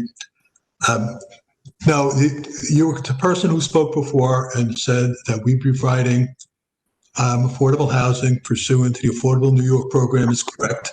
We haven't decided what option yet we will choose, but that's the program, and their guidelines are the guidelines we would adopt. The question about access to the underground parking and to the gymnasium, I'd leave that to Jeff to respond to. Also speak on the entrance. I can respond to that. Also speak on the entrance to the school, Jeff, because that came up earlier as well. Okay, so let me speak to the parking garage, one which is accessory to the building as well as for the benefit of the church and the school. The gymnasium is for the exclusive use of the church and the school. The accessibility is from the sidewalk level. With respect to who chooses the housing, it's all done by a third party. It is not done by Hope Street. It is not done by our measures. It's a third party which selects who gets the affordable housing units. Excuse me, one more, and to pick up what you asked, Stephanie, a comment was made a little bit earlier. So somebody was concerned about the people in the apartment having access to the school. That concern's unwarranted. There are separate tax lots, and the people who would reside in the new building would not have any access to the school, and vice versa. The tax lots are separate, and nobody has access to property that's not on the tax lot. How about the parking? Because that was part of the question. Who benefits from that? The parking is 100% allocated, the 25 spots for the use of the church/school.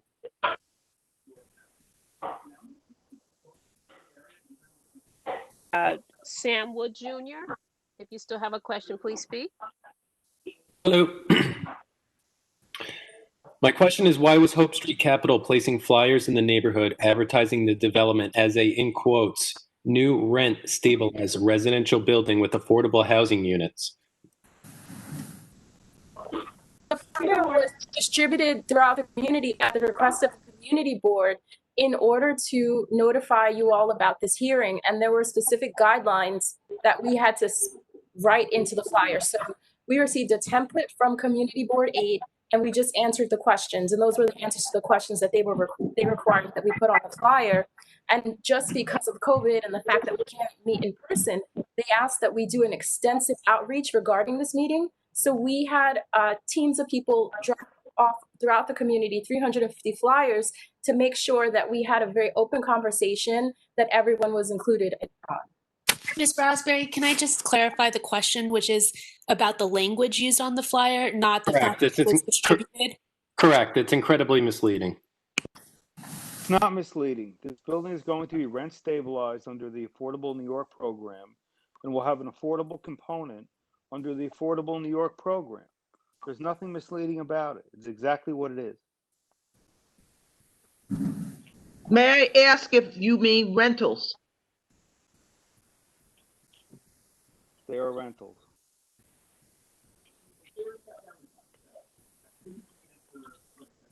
Okay. Jerry Ann Scott?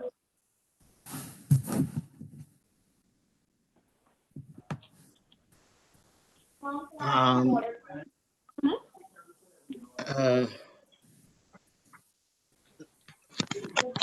not sure about how to get them on.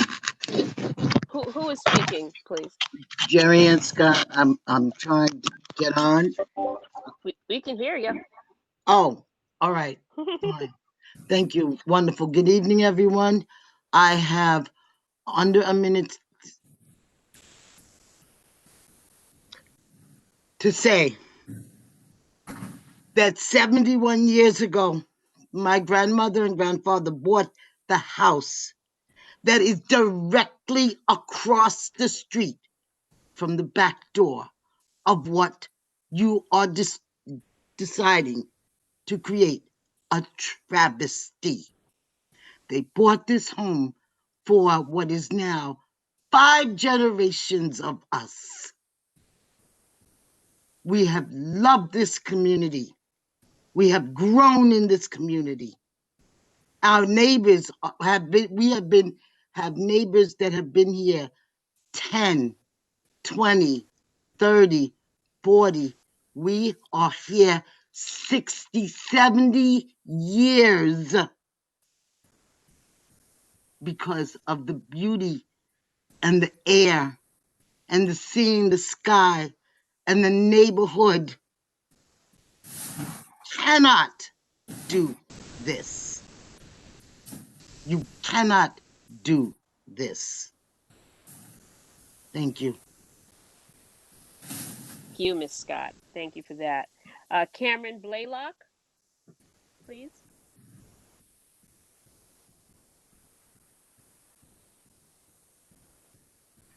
Oh, sorry, I didn't have a question. It was more so just a comment in the chats. Make your comment or you're good? No, it's been covered mostly in Rob Mandelbaum's comment. Thank you. Okay, you're welcome. Maya Murphy, please. Hi, my name is Maya Murphy. This is Wesley Stokes. We live at 960 Sterling Place. Thank you for your time and the opportunity to speak. I am absolutely opposed to this project. We both are. We urge the land use community to vote against it. As we've heard, this massive apartment complex is being proposed on the Methodist Homes grounds, which is part of a landmarked designated area. Today it is the only remaining 19th century institutional building in this district, and it is the neighborhood's finest example of a Romanesque revival building. Crucially, the green around this is vital in identifying it as an institutional building. When you walk down the street, that's what you notice. That's how you see it as special. That's what makes it a gem. The article, Preserving a Place That Protected by Suzanne Spellin, who's on this call, states that the manicured grounds surrounding the buildings were a rare and treasured part of life in the midst of the city. Yes. This proposal will destroy that. It will destroy the freestanding nature of this building and render it unrecognizable as a landmarked institutional building. Yes, the existing building needs substantial repair, but this needn't come at the expense of destroying in one fell swoop the core identity and legacy of this site. This original building was built out of a spirit of health and charity. The grounds are a precious urban feature and offer a rare moment of respite. We increasingly understand the relationship between the green environment and human health, and that communities of color bear the health effects of losing green space most heavily. I worry about the long-term health effects that will befall the surrounding community that removing these grounds will create. There will be increased air pollution, increased noise, increased surface heat. This leads to decreased respiratory health. It will contribute to chronic stress and heart disease. I especially worry that with so many children living on Sterling Place and the surrounding streets, what happens if this green space is removed, especially combined with the known effects of large-scale construction on childhood asthma and other chronic diseases. Yes. What is Hope Street Capital plan to combat the impact of this type of environmental racism? Thank you. Yes. Yes. Yes. Thank you so much. Next, we have Lauren Fauda. I have to ask everyone else who's not speaking to mute their microphones, please.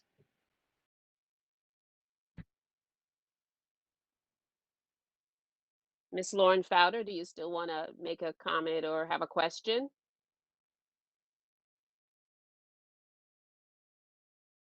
Okay. Next, we have Farah Souffrant, Democratic nominee for the 57th Assembly District. Please, you have the floor. Everyone, my name is Farah Souffrant Forrest, the incoming Democratic nominee for District 57, which is right next door.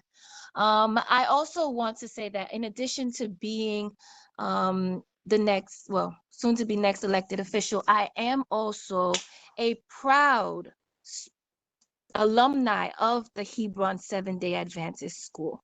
So I have attended the church, I have been a student at the school, and it is, to me, from what I understand about the community, is that gentrification is real and has been stripping our community of the very members that make it what it is today.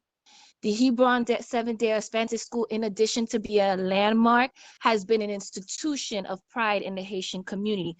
So one, to have a developer come in and outright lie to the community, confuse them and manipulate them to get the property, that's one, that's wrong. And then two, to then propose a structure, a building that first violates the landmark guidelines or whatever the laws are, but then also go about and not actually give what the community need, which is true affordable housing. We've seen it time and time again, y'all. Profits before people. Profits before people. So I wanted to be very clear that nothing here has changed. Clearly, it's profits before people. Because even when the developer said that, oh, you can have, it's AMI is set by the city. Yes, they do set guidelines, but it is up to the developer to choose what is affordable, what they will offer as affordable versus what is not affordable. So do not let them go ahead and try to shirk off that, okay?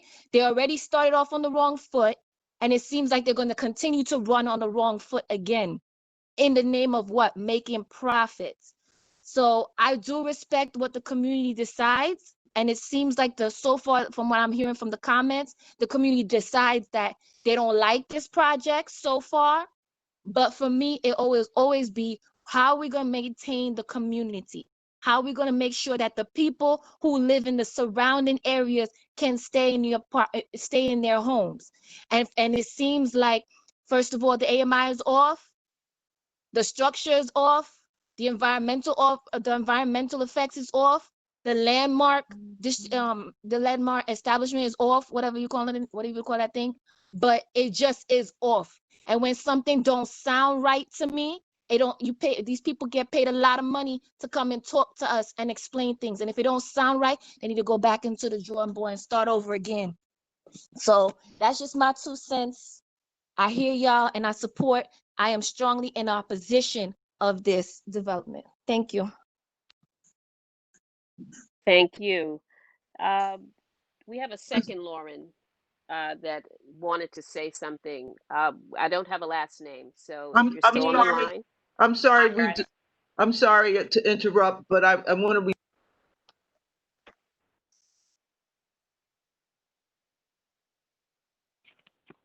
You're muted. You're muted. You're muted, Ethel. It automatically, I have to hold down the space bar. We have Councilmember Cornegie here as well, and he's been patiently listening, and I'm hoping he is willing to make a statement at this point.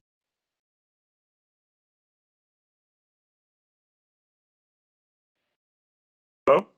Can you hear me? Councilmember? Yes, can you hear me? Hello? We can hear you now. Yes, so it was really great to hear from the community, especially the residents that are close by. I was elected to represent this district and to serve the constituents and to do what was best in their best interest, and I'm going to continue to do that. So unfortunately for me, tonight I did hear some competing interests, even in the church and in the church plan, and I'd like to further get a solid understanding of what the church wants and what its membership wants, because I'm not clear on that. I heard two differing opinions on what the church and the church's leadership want.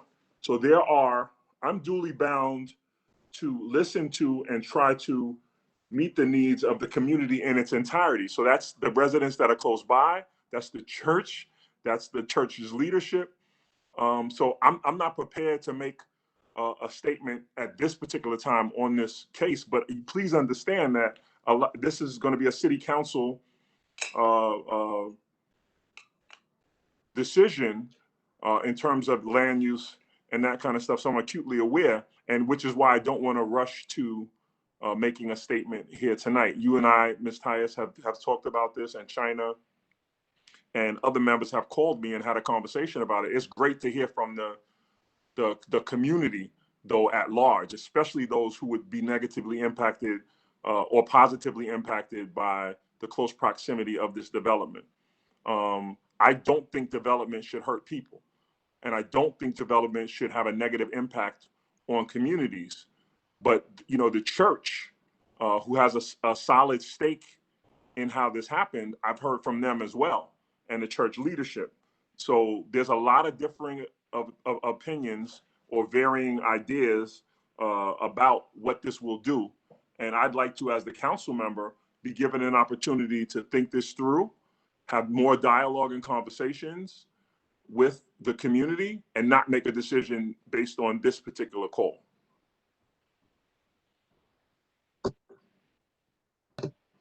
Thank you, Councilmember Cornegie.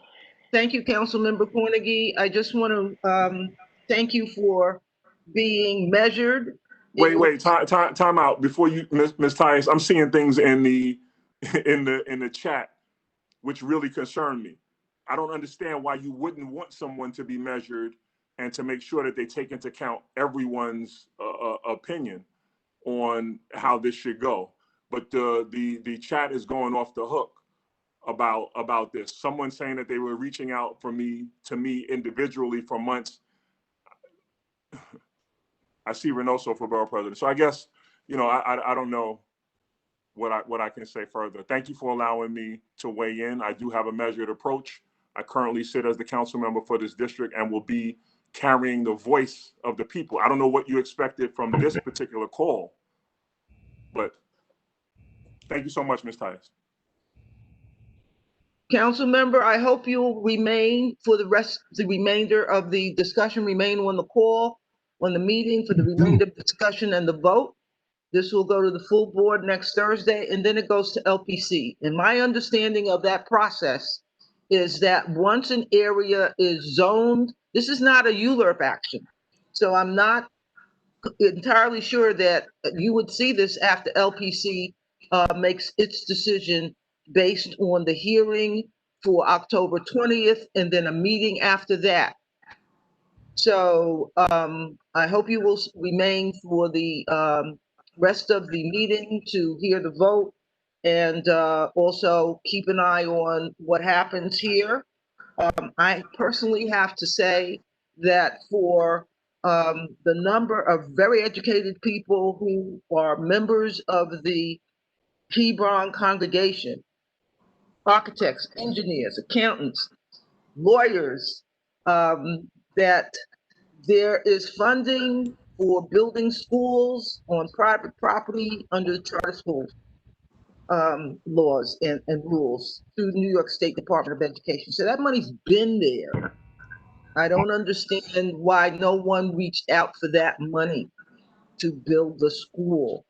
But this is something we could talk about. I hope we can have a meeting offline and get your questions answered in preparation for the other two upcoming meetings that I mentioned, the full board and then LPC. Thank you for staying and for making the statement you've made so far that you are listening and you're weighing. Thank you. Okay, Ms. we just have a, Crystal, we just have a handful of, okay, go ahead. Yes, please. because we just have a handful of people who are waiting. I just want to make sure maybe their answers have, their questions have been answered. We're not sure. Okay, up next would be, we had a second person named Lauren with her last name is not available. Miss Lauren, did you want to still speak if you're there? Yes, I do, if that was directed at me. Thank you. Thank you so much. Yes. Okay, I think like a lot of my neighbors, I have no problem with building new housing in the neighborhood, but it needs to be for the existing community, both in family sizes and rent. And that this building includes so many small units, like some of my neighbors have already mentioned, means that it's not built for families. It will rob the neighborhood of space for buildings that do support families, and schools, both Hebron and other schools in the area, public schools and charter schools alike, need families for ongoing success to support our children to become strong citizens, and families need affordable housing to help with that. I know that we heard answers about not being able to determine how many affordable housing units are in this building. I don't believe that personally. But what I do know is that a developer like Hope Street, I think you all would have, given the amount of experience that you have, quite a bit of knowledge about just how many of the units might qualify for affordable housing and what that might be set at. So I would like to hear from you. Maybe you don't know for certain, but what are your estimates, given the other work that you've done, about how much affordable, how many of these units will be affordable housing and what the threshold might be set at? Jay, do you want to answer that question?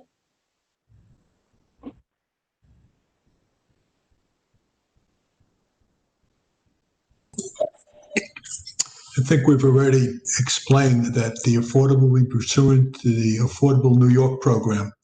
And they have several options, and we haven't chosen yet what the option is. What are you waiting for?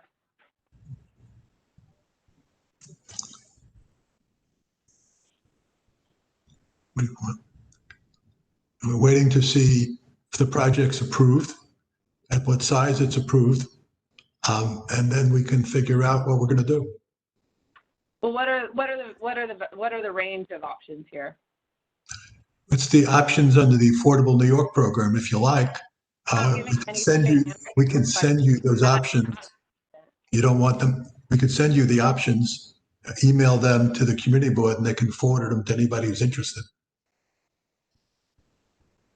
About the number of units that qualify and the rate that they might qualify at? But we can do that. We'll send it to you. Send it to the community board so they can forward it to you. Okay, I'd like to to make everyone understand that this project's been in the hopper for years now. So tonight, we're gathering information to make an informed vote. Now, Mr. Siegel, are you saying that you want to defer a vote by the Land Use Committee this evening to next month when you had a chance to review the material that you just offered? No, I didn't say that at all. What I said is we provide the information about the Affordable New York program to you in a letter in the next couple of days. We definitely do not want to defer the hearing. As you recall, we were ready to have the hearing in June, but because there was an issue as to how much before the hearing we had provided you the information you wanted. And so the hearing was adjourned for 3 months, and we don't want it adjourned any further.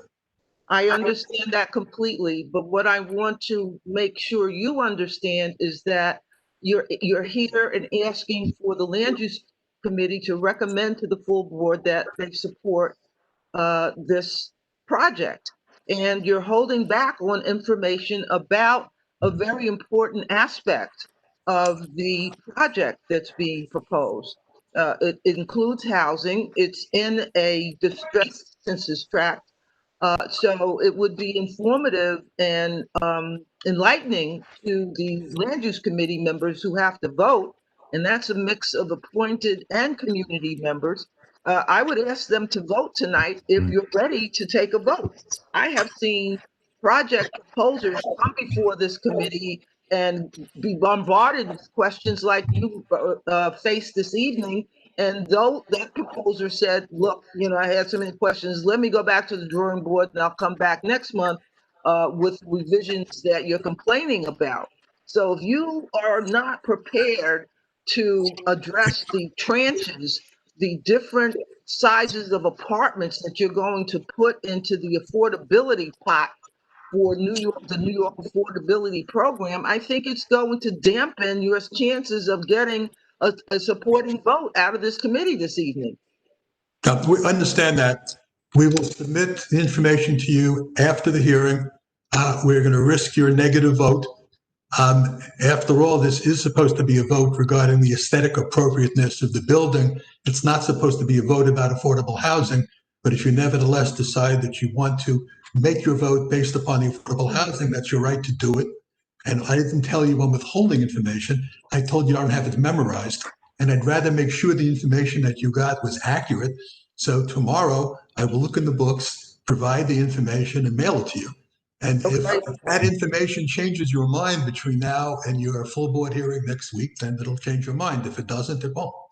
Okay, let me just speak to that. The full board gets a recommendation from this Land Use Committee. And if your information that you're planning to send tomorrow would add to that review at the full board, then that's a good thing. But just to go back for a minute, the project presentation was postponed in June, largely because the team didn't have a lot of answers. We got the presentation an hour or two before the meeting, and then a lot of answers were just not forthcoming. Questions came in from the audience and from the committee and the community, and the answers were just not there. So I just want to add that to your analysis of why this was postponed. No, we appreciate that. Nobody blamed you for it. I just pointed out there's a 3-month delay, that your board doesn't meet over the summer, and you're aware some other boards do. But nevertheless, we followed what your procedures were, and we waited the 3 months, and we came back with our complete program. I just didn't have memorized some of the information. Okay, I just want to point out to you, I'm sorry, I just want to keep the record straight. The Land Use Committee and the State Liquor Authority Committee, those two committees of Community Board 8 meet July and August, and it was your team that decided to put off coming back during that time and to come back in September, and then it was pushed over to where we are now. So just want to keep that straight. We were told that the community board wanted to not only have us present to the Land Use Committee, but also to the full board, and that because the full board was not meeting over the summer, that we needed to postpone until after the summer. So that is actually what that's the message that was communicated to us, and why we postponed it and we didn't appear in the summer, because the full board was not meeting, and LPC said that it was the community board's preference that we make a presentation because of the scope and scale of this project to both the land use committee and the full board. Well, that's not accurate either. There's a misunderstanding buried in there. The full board meets in September, but the land use committee could have been reviewing your material at either one of its 2 meetings in July and August, and still make the full board meeting in September. And so at this point, please do not plan to make another presentation at next Thursday's full board meeting. That is not the plan. That was not the plan when we discussed this with Ms. George, and it wasn't discussed with me. So we don't do a redo of land use or of other committee meetings at the full board meeting. That would be a 6-hour meeting. Thank you. Excuse me, there are just a few more people left, and I'd like to have them have their opportunity. Dylan P., are you there? Yes, thank you. I'm here. I'm a resident of 959 Park. I live directly across the proposed site. And I want to thank everyone in the community who's come out and voiced their opposition. And I really just want to try to amplify what's being said here by all of them. I think everyone's just made incredibly good points. I'm a white male who's lived in this neighborhood for about 3 years. So I don't know if I can really speak with authority or credibility on what needs to be done to stop gentrification, but I'm pretty sure that this is not going to help this incredible community. I think it's pretty clear that the developers haven't engaged with the church in a meaningful and honest way. And I think it's pretty clear that the developers are being very clear about what the quote unquote affordable options might be for whatever gets built at the 920 site. So I'd really encourage all of the elected officials who are on, including Mr. Cornegy, to please don't paint this as there are 2 sides to this. There are multiple voices in the community. I think there's been overwhelming opposition that's been voiced here tonight. I think there's going to continue to be overwhelming opposition. And I'd hope that Mr. Cornegy and other elected officials continue to hear our voices from the community. And that's all I have to say. Thank you very much. I'd like to say something. Hold on, please. Just 1 second. We have an order here. Helen Bashel, would you still like to speak?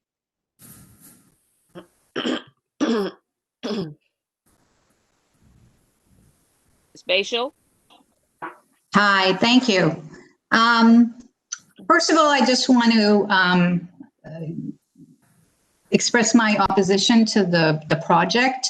I was very upset to hear about what's going on within the congregation, number one. Number two, since we're talking about aesthetics, there is no way that glass and steel belong in this neighborhood. I live on Park Place between Kingston and Albany. I constantly go up and down Sterling and Park Place. The way that this is currently designed is inappropriate to the neighborhood. It's inappropriate in terms of the glass and steel component, as well as the density and both the density physically as well as the density. Essentially, it's a dormitory. And that's all I have to say. I cede my time to other people who have comments.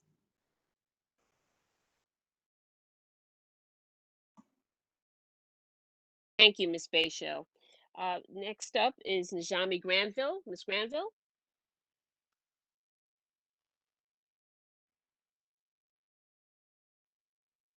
Ms. Granville, you still have a comment or question? Basically, I put my comment in the chat that it would be very useful if Mr. Cornegy would send people to the land use committee so we wouldn't have to always chase him to get a conversation with him, because he's very hard to reach. Unlike his predecessor, he does not have anybody in his office that deals with housing or land use. That's my comment. Thank you for that comment. Okay, Chloe Pfeffer. Hi, I just wanted to express my opposition to this project. We are residents of 919 Park Place, and we look onto the Hebron School every day. I would firstly like to address that since this is a meeting on aesthetic, that I agree with the community that the aesthetic of this building is not in line with the historical buildings in this neighborhood. Beyond that, I would like to address the far-reaching financial impact on the community. Though this building will offer the city-mandated rent-stabilized units, the impacts go beyond this to the community members living outside of this one particular proposed building. This development will push gentrification faster and farther than in this already changing neighborhood. This building will raise the median rents in the surrounding community and will push out the residents that have lived here for generations. I think we have to look at this, and I think Councilmember Cornegie should address this as well when he talks about both sides. And I think when we're talking about our community, the side of the residents that have lived here for generations are an important voice that are expressing opposition. Thank you. Thank you so much. Sarah Lazor. Hi, everyone. So I haven't been on the board for a very, very long time, but I have seen quite a few land use decision-making proposals, and the project that in comparison this brought to mind for me was one that had to do with the backyard essentially of the Weeksville houses. And you know, when we're talking about landmarks, it's, you know, they're aesthetics, but there's also historical continuity. There's the, you know, trying to find some sort of thread from the past into the present. And with the Weeksville houses, the concept was the project that was seeking approval was building a garden in the backyard. And when the discussion was being had, they talked about how the Weeksville houses, these amazing historic sites that exist in our district, you know, this garden, it fits, there's a, you know, obviously the garden won't look exactly the way that the gardens looked when people actually lived in the Weeksville houses, but it's there's a historical continuity between the use at the time for this historic land and what they were trying to do with it. And, you know, this building that the school is in, you know, I read the history about it, and it used to be a home for the elderly and the indigent, people who did not have tremendous resources. It wasn't for the richest people of New York. It was for people who frankly didn't have a whole lot. And, you know, there's the aesthetic considerations in terms of historic landmarking, but there's also, you know, the consideration of how does this piece of land fit in with the history of the neighborhood. And I just wanted to add that to the many, many important points that have been brought up already. Thank you. Well, thank you so much. Ben Weinberg, please. Yes, can you hear me? Oh, sorry for the echo. Can you hear me? Yes. Hello? I hear you, Ben. Yes, we Oh, can hear yes. Sorry, I was muted.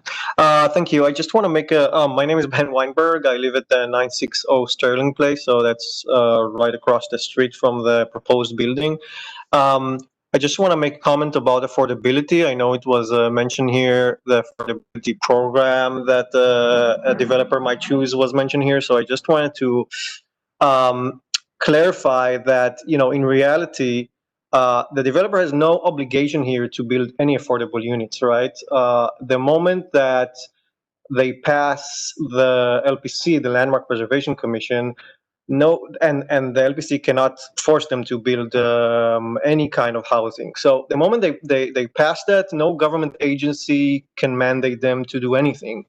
They can tell us they can build 90% affordable housing, which they will not do, but there's no real guarantee for it. Now, they also say that the building will be rent stabilized, but that just means that there will be market rate prices, 70%, if they will indeed build 30% affordable housing. So 70% will be market rate prices, and they will be stabilized starting from a market rate prices, which is out of reach for most of community members.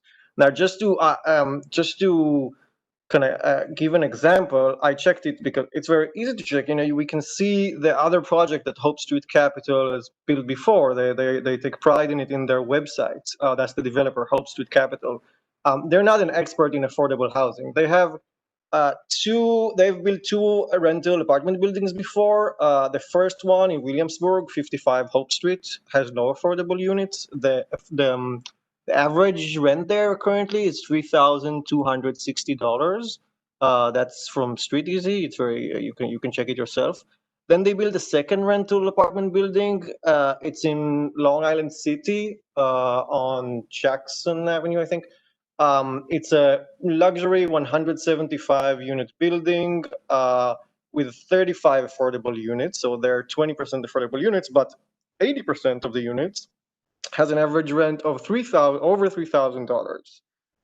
Then they built a bunch of condo buildings which are around Brooklyn, and they're some of the really priciest projects in the borough. Now, they haven't built anything in our neighborhood yet, but just to get a sense of the expected rents, the market rents in this project, all we need to do is just to look at other new developments of our rental apartment buildings in our neighborhood.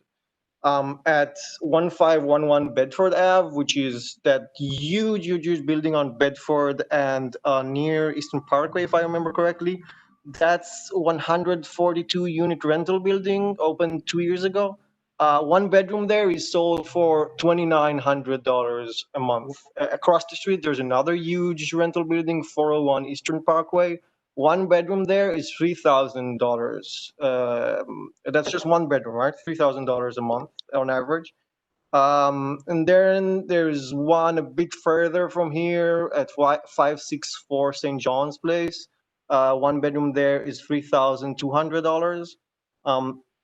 And the first two projects I mentioned on Bedford, they were built under the city's mandatory inclusionary housing, which is a much stricter program for affordable housing, and it's still with these prices. This project, again, the proposed project it's not required to take part in any program. So they can set whatever prices they want. They can do the 30% affordable they mentioned, and there were a lot of talk here about whether it's affordable or not, but they can also not do it. We're over time. Mr. Sorry, Weinberg. so I finished my comments. I think I made the point. Excellent survey, and it'll be in the record.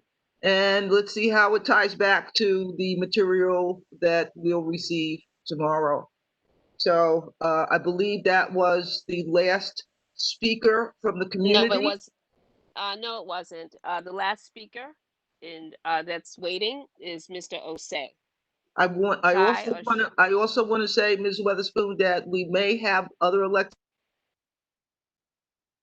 Okay, that's fine. May have other elected officials in the audience who want to speak. I'm not sure, but this is the last person that I know of. Okay. There's a gentleman who's been asking to speak in the comments since for several hours now, named Alex Wood.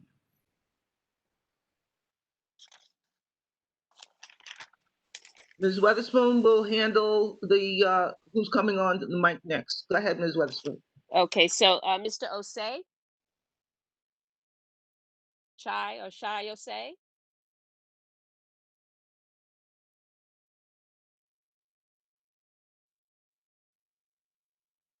Mr. Osei. Okay, Mr. Alex Wood, please.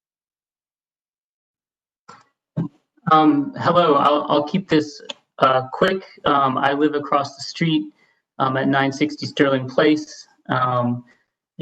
Fortunately, many of the residents in our building do have rent protections, but I have seen people pushed out who are not protected due to rising costs. So I think all those comments are very accurate in the neighborhood. People have been pushed out of the neighborhood in recent years.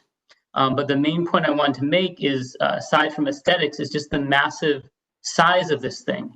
It feels like the consultants looked at this piece of land and said, how can we squeeze every last penny out of that space? You know, it's not just about finding the money to preserve the church or about, you know, building something for the neighborhood. It was, let's take every down to the centimeter bit of airspace, land space, and apartment space and cram it in here to maximize profit. So I hope that Landmarks and the community board will consider that, the scope of it as well. You know, this is not a modest proposal to meet the church's needs and the neighborhood's needs. This is a money grab. Thank you. Thank you. Well, thank you all. Ms. Weatherspoon, is there anyone else out there, any elected officials in the audience that want to speak? Well, I believe we have Orlando Ross from Yvette Clark's office, Congresswoman Yvette Clark. Mr. Ross?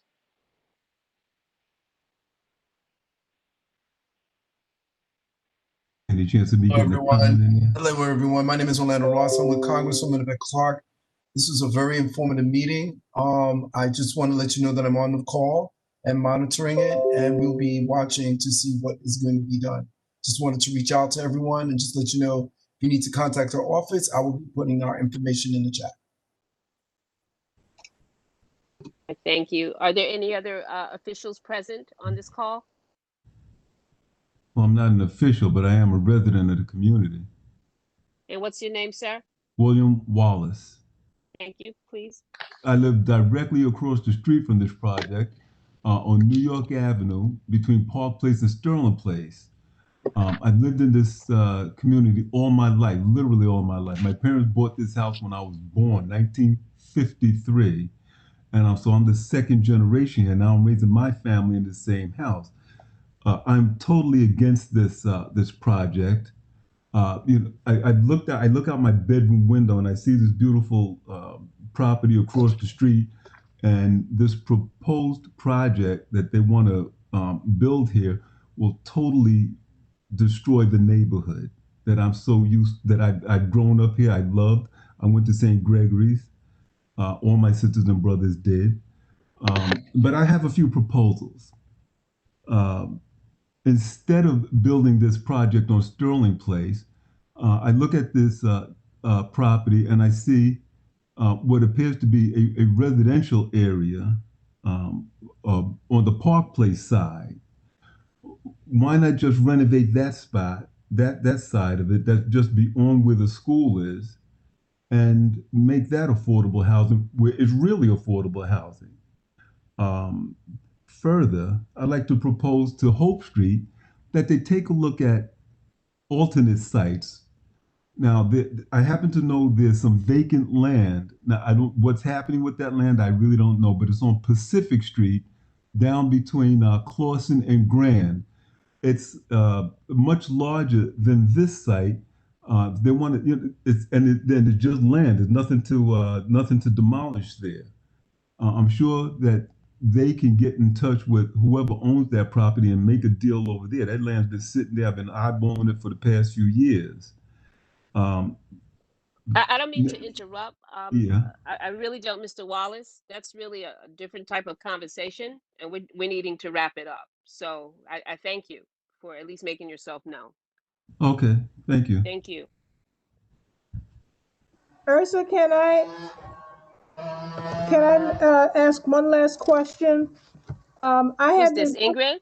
Yeah, sorry. I have been putting them in the chat, and for some reason, I put 2 or 3 questions, but I'd like to ask this one of Hope Street Capital. And the question is, did you ever consider the environmental and health concerns of taking away one of only 2 open green areas in our neighborhood, which creates a heat island, reduces rainwater absorption, and diminishes the sewer system capacity for stormwater runoff? Was this discussed with Hebron, since they will be greatly impacted as well? Green space is not wasted space. Climate science tells us that green space is essential to healthy communities And we now have evidence that neighborhoods of color are plagued by higher temperatures and unhealthy environmental conditions due to racist redlining. How can you justify removing green space from a neighborhood? And I'd like to continue with, along with that, I think it's outrageous that the proposed development has no green initiative. Your most recent development at 98 Front Street is a LEED certified luxury condo in the affluent, largely white neighborhood of Dumbo. Why is LEED certification not being sought in our community, a majority Black working class neighborhood whose existing environmental conditions are already far more dangerous than in Dumbo? Why is that not being considered for this community? Why are you not attempting to mitigate the devastating impact that your removal of green space will have in our community?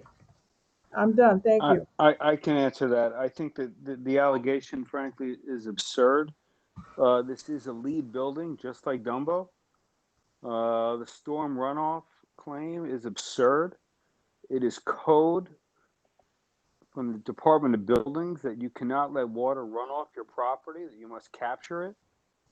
I think that what's been said today about what we're doing here about the heat island, the water runoff, that we're not environmentally friendly is completely false, and it's an outright lie. So I really don't know what to tell you. It's a LEED building. There is no runoff, and we are subscribing to all LEED parameters. None of that was explained to us on June 23rd. Well, I just You explained were it so to you. evasive. Your person, Ms. Raspberry, was just so evasive about all the information that they shared with us.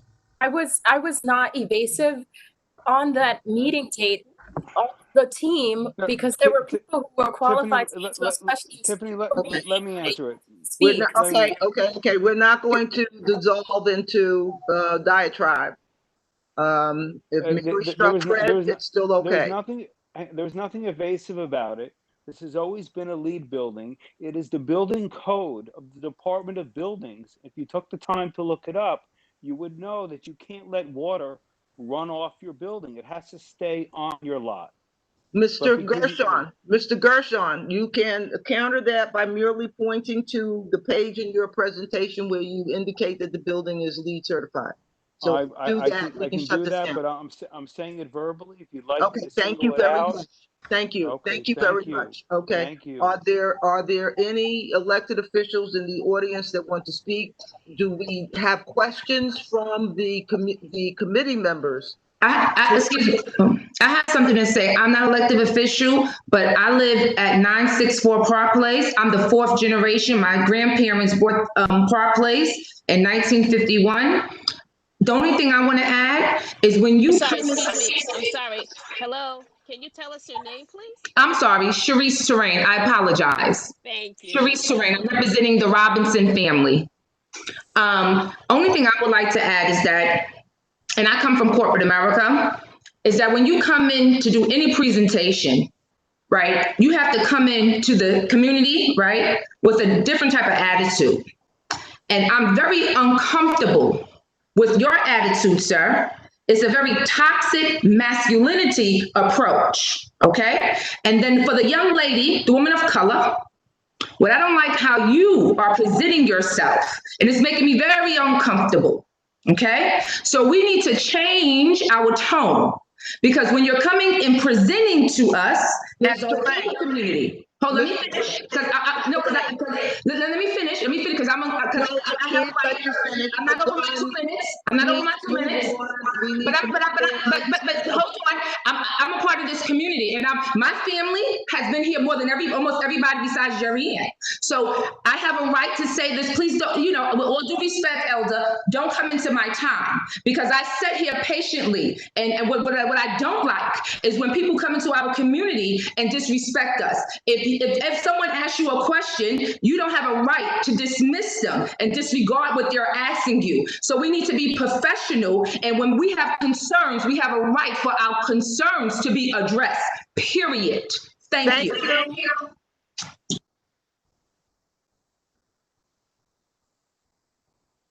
community has spoken in depth and at length. We have board members here, committee members here who I'm going to ask their questions, and then I'm going to ask for a motion and a second so we can vote on whether or not to recommend to the full board to support this project. Committee members, any questions? Hi, Ethel, it's Gib. I do have a question for the project team, if I may. Please go ahead. I'm starting the clock. Go ahead. You know, I think one of the most objectionable aspects of the project to me is the elevation from Sterling Place, which presents a context much, much higher than the row houses to the east. Now, I've looked at some of this developer's other projects, the architect's other projects, and particularly the one that they did at 465 Atlantic in Borum Hill has a setback that's much closer, that starts much closer to the roofs of the adjoining historic buildings than this one does. And I'd like to ask if the project team would consider changing the elevation on Sterling Place. So instead of starting the setback at what looks like sort of floor 5, actually it's really floor 6. If they started the setback at floor 4 instead, to come closer to the roof line of the other row houses on Sterling Place. And I think that would do a lot to make the massing look like it makes more sense on that block.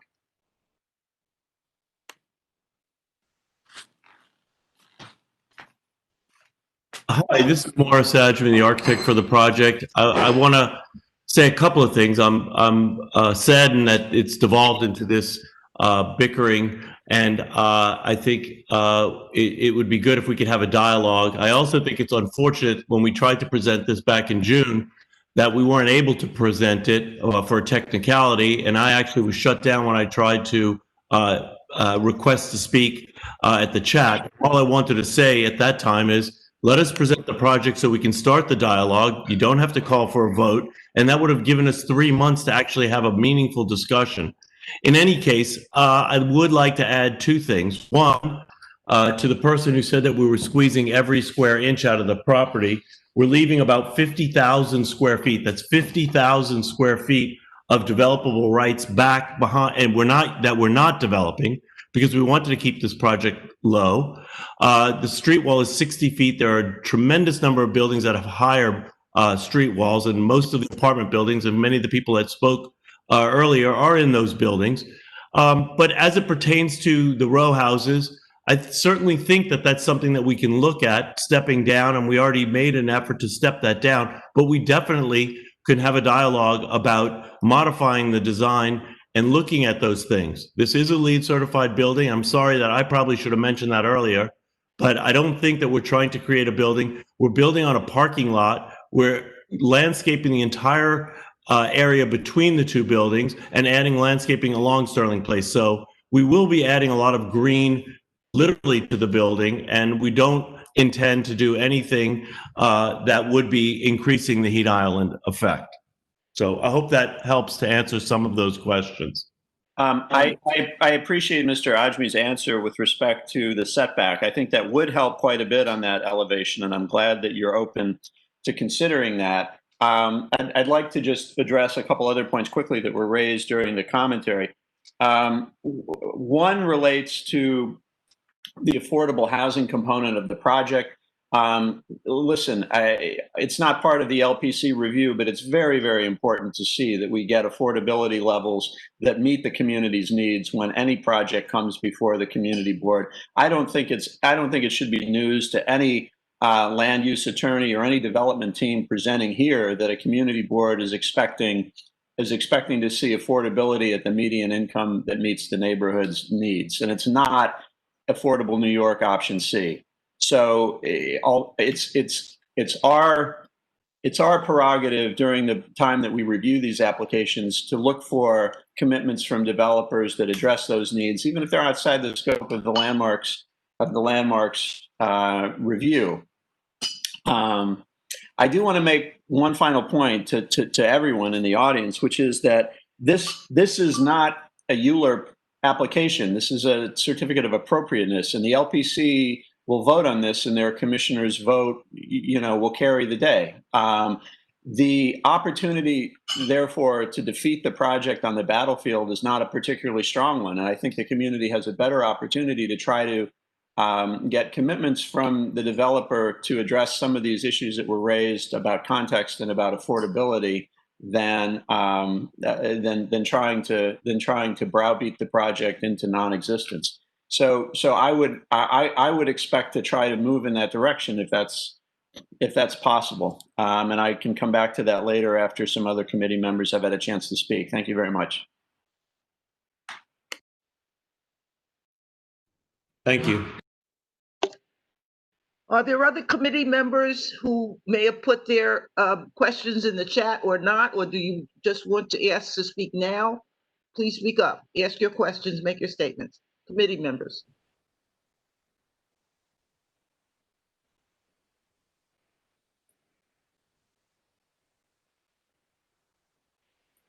Ms. Tice, I don't have a question. I wanted to make a statement, but I wanted to defer.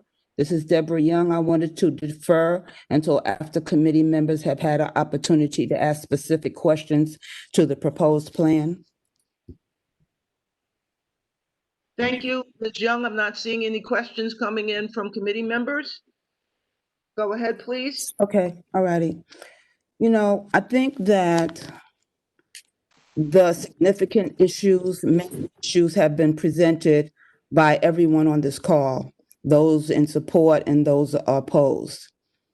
I'm in a unique position because I'm on this call with three hats on.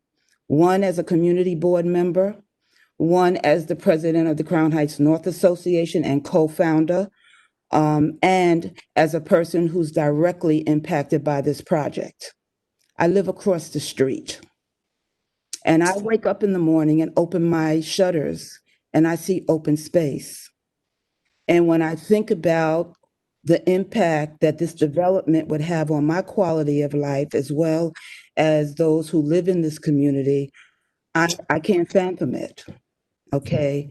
Our lives matter, and I can't breathe when I think about what this building would do to the quality of our life.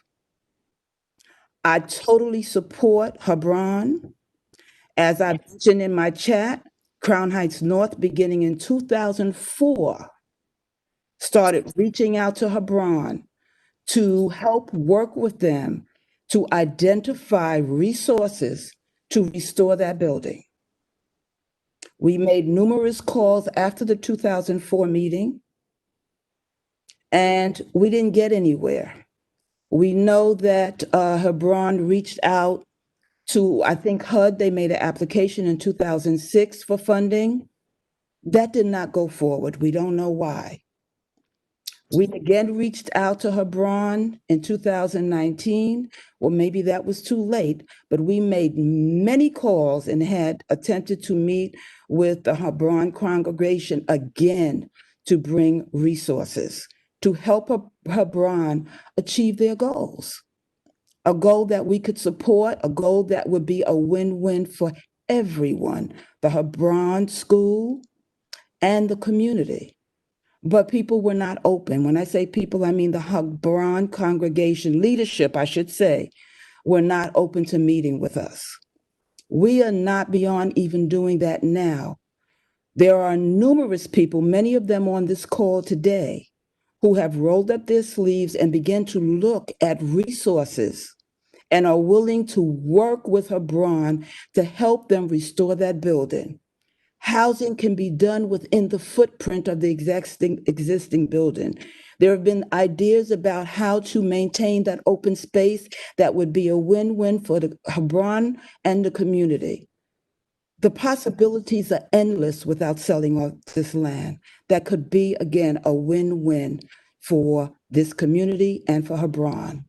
With that said, I propose that Community Board 8, that this Land Use Committee not support this project as presented. Thank you. I second that motion. Who was the second? Sharon Wedderburn.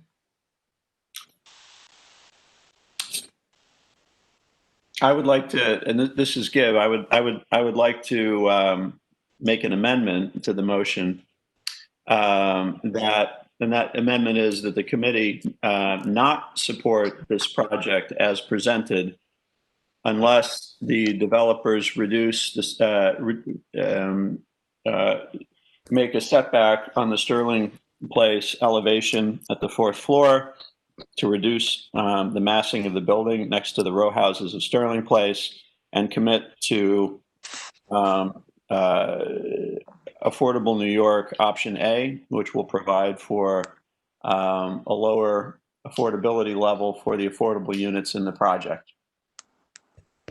With all due respect, Gibb, I understand your position.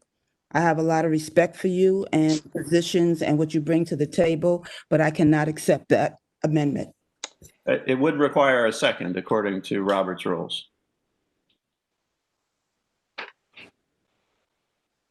Okay, Gibb, you're saying that your proposed amendment would require a second? Yes, if it doesn't have a second, it will die.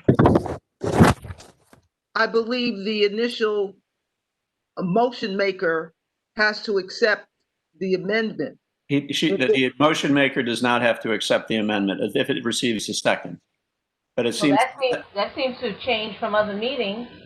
no, it's not. A friendly amendment can be accepted by the motion maker, but any amendment does not require the motion maker's acceptance if there's a second. So if there's a second, that's great. But if there's not, we don't need to have the discussion. Well, I think we need to pull out the book on Robert's rules I think all members, Ms. Collins, Ms. Collins, may I don't think there's a second for the amendment, so maybe we can just. Mr. Vicconi and Ms. Collins, let's proceed with the recommended approach and ask for a second on the motion to amend. Is there a second? But why are we going to ask for that if it's not legitimate? I mean, we don't have any proof except for what one person said. Let's look at the book of Robert rules, because I don't remember that going on in the committee at any other time. Ms. Collins, we've had a meeting now that's gone on for 2 hours and 45 minutes. Well, I can pull out Robert's rules and give you the citation. But okay. If there is no second, there is no second. So I think that's probably the most expeditious way of dealing with it. To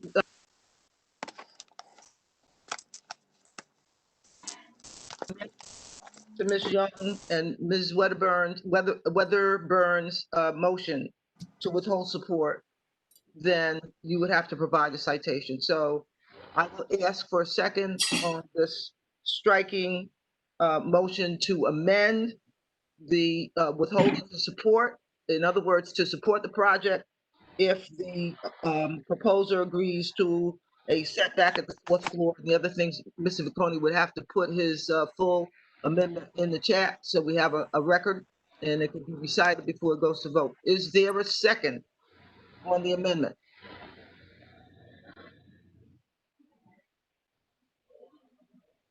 Hearing none, I revert to the initial motion with a second to withhold support for the project, and I will call the roll on the committee.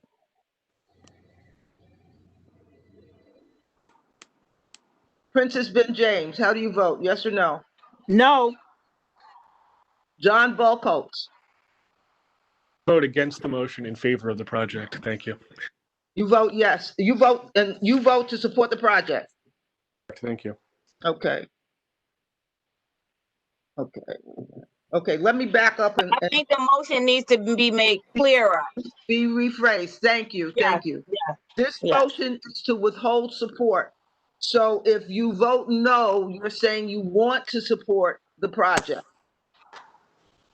Yes, I believe the person who voted before me may have had the opposite intention, but I am voting to support the project. Okay, the motion is to withhold support. So if you vote yes, you're voting against the project. Okay, so can I, yeah, okay. That wasn't explained prior to me. Well, I'm explaining it now. Thank you. So what is your vote, Ms. Ben James? I vote yes. And Mr. Buckholz, you understood it, but you still voted yes. No, I'm voting no now. Okay. Thank you very much. Okay. Mr. Callahan, do you vote to withhold support? I vote in favor of the motion. To withhold support? That is correct. Okay. Janet Collins? I vote in favor of the motion, yes. Nora Daniel? I vote in favor of the motion, yes. James Ellis? I vote yes. Kathy Islin? Kathy Islin? Kevin Farley? I vote yes. Fred Frazier? Najani Granville? I know she was on the I call. vote yes. Okay. Josima Jordan? Peter Crassus? Yes. Sarah Lazar? It's Lazar. Thank you. Yes. I got it. Okay. Your vote? Yes to the motion, no to the project, if that makes sense. Yes. The motion is to withhold support for the project, so you're voting yes. Sherry Norton? Sherry Norton? Robert Puka? Robert Puka? Adam Sachs? Yes. Meredith Staten? Meredith Staten? Ethel Tyus, yes. Gib Vaconi? No. Yrsa Weatherspoon? Yes. Sharon Wedderburn? Yes. Deborah Young? Yes. Oops. Okay, we have 1, 2, 3, 4. We have 14 to withhold support and 2 to not withhold support. Motion carries. Repeat that? I'm so sorry. Can you repeat? Motion carries and will be recommended to the full board for next Thursday's meeting. So with that said, I just want to suggest that there are options out there. I hope we can meet on this. Hope to hear from Mr. Siegel tomorrow, and we'll see how we can go forward. Thank you all for coming, and we'll see you next Thursday. Thank you, Ethel. You run a good meeting. Thank you so much, Ethel. You're welcome. Thank you. Good night, everyone. The link for the link for the full board meeting, the link for the full board meeting will be on the community board's calendar. Thank you all for coming, and good night. Thank you. Good night. Thank you, Ethel. Thank you, Deb. Thank you. Thank you. Thank you. And good night. I wish there were always this many people coming to land use meetings. Land use? Or any other meeting for that matter. Yes. 164 people on the call. Everybody, come to land use. This is where it's at. When we can come to the land use meetings, is there something we can sign up for to get notifications? It's always on the first Thursday of the month, unless there's some other thing that, unless there's some other reason, like a holiday, etc. But usually it's the first Thursday of the month. And check our calendar, community board, BrooklynCBA.org. Go to meetings, check the calendar. All of our committee meetings will be listed on the calendar. The WebEx links will be on the calendar. Thank you so much. Thank you, guys. Yeah. Always so many exciting things to learn, to pay attention to. And if you are there 4 times in a row, You get Three to times. be a public member. 3 times you earn your way on. You get what? We get to be a public member if you're there 3 times You in a row? get to vote. You get voting rights. You earn your way on. Oh, You wow. get Okay, voting cool. rights. Consecutive meetings. Awesome. I'm on board. I'll see you guys on All Thursday. right. Have a good night. Have a good night. Thank you. Bye. Good night. Thank you.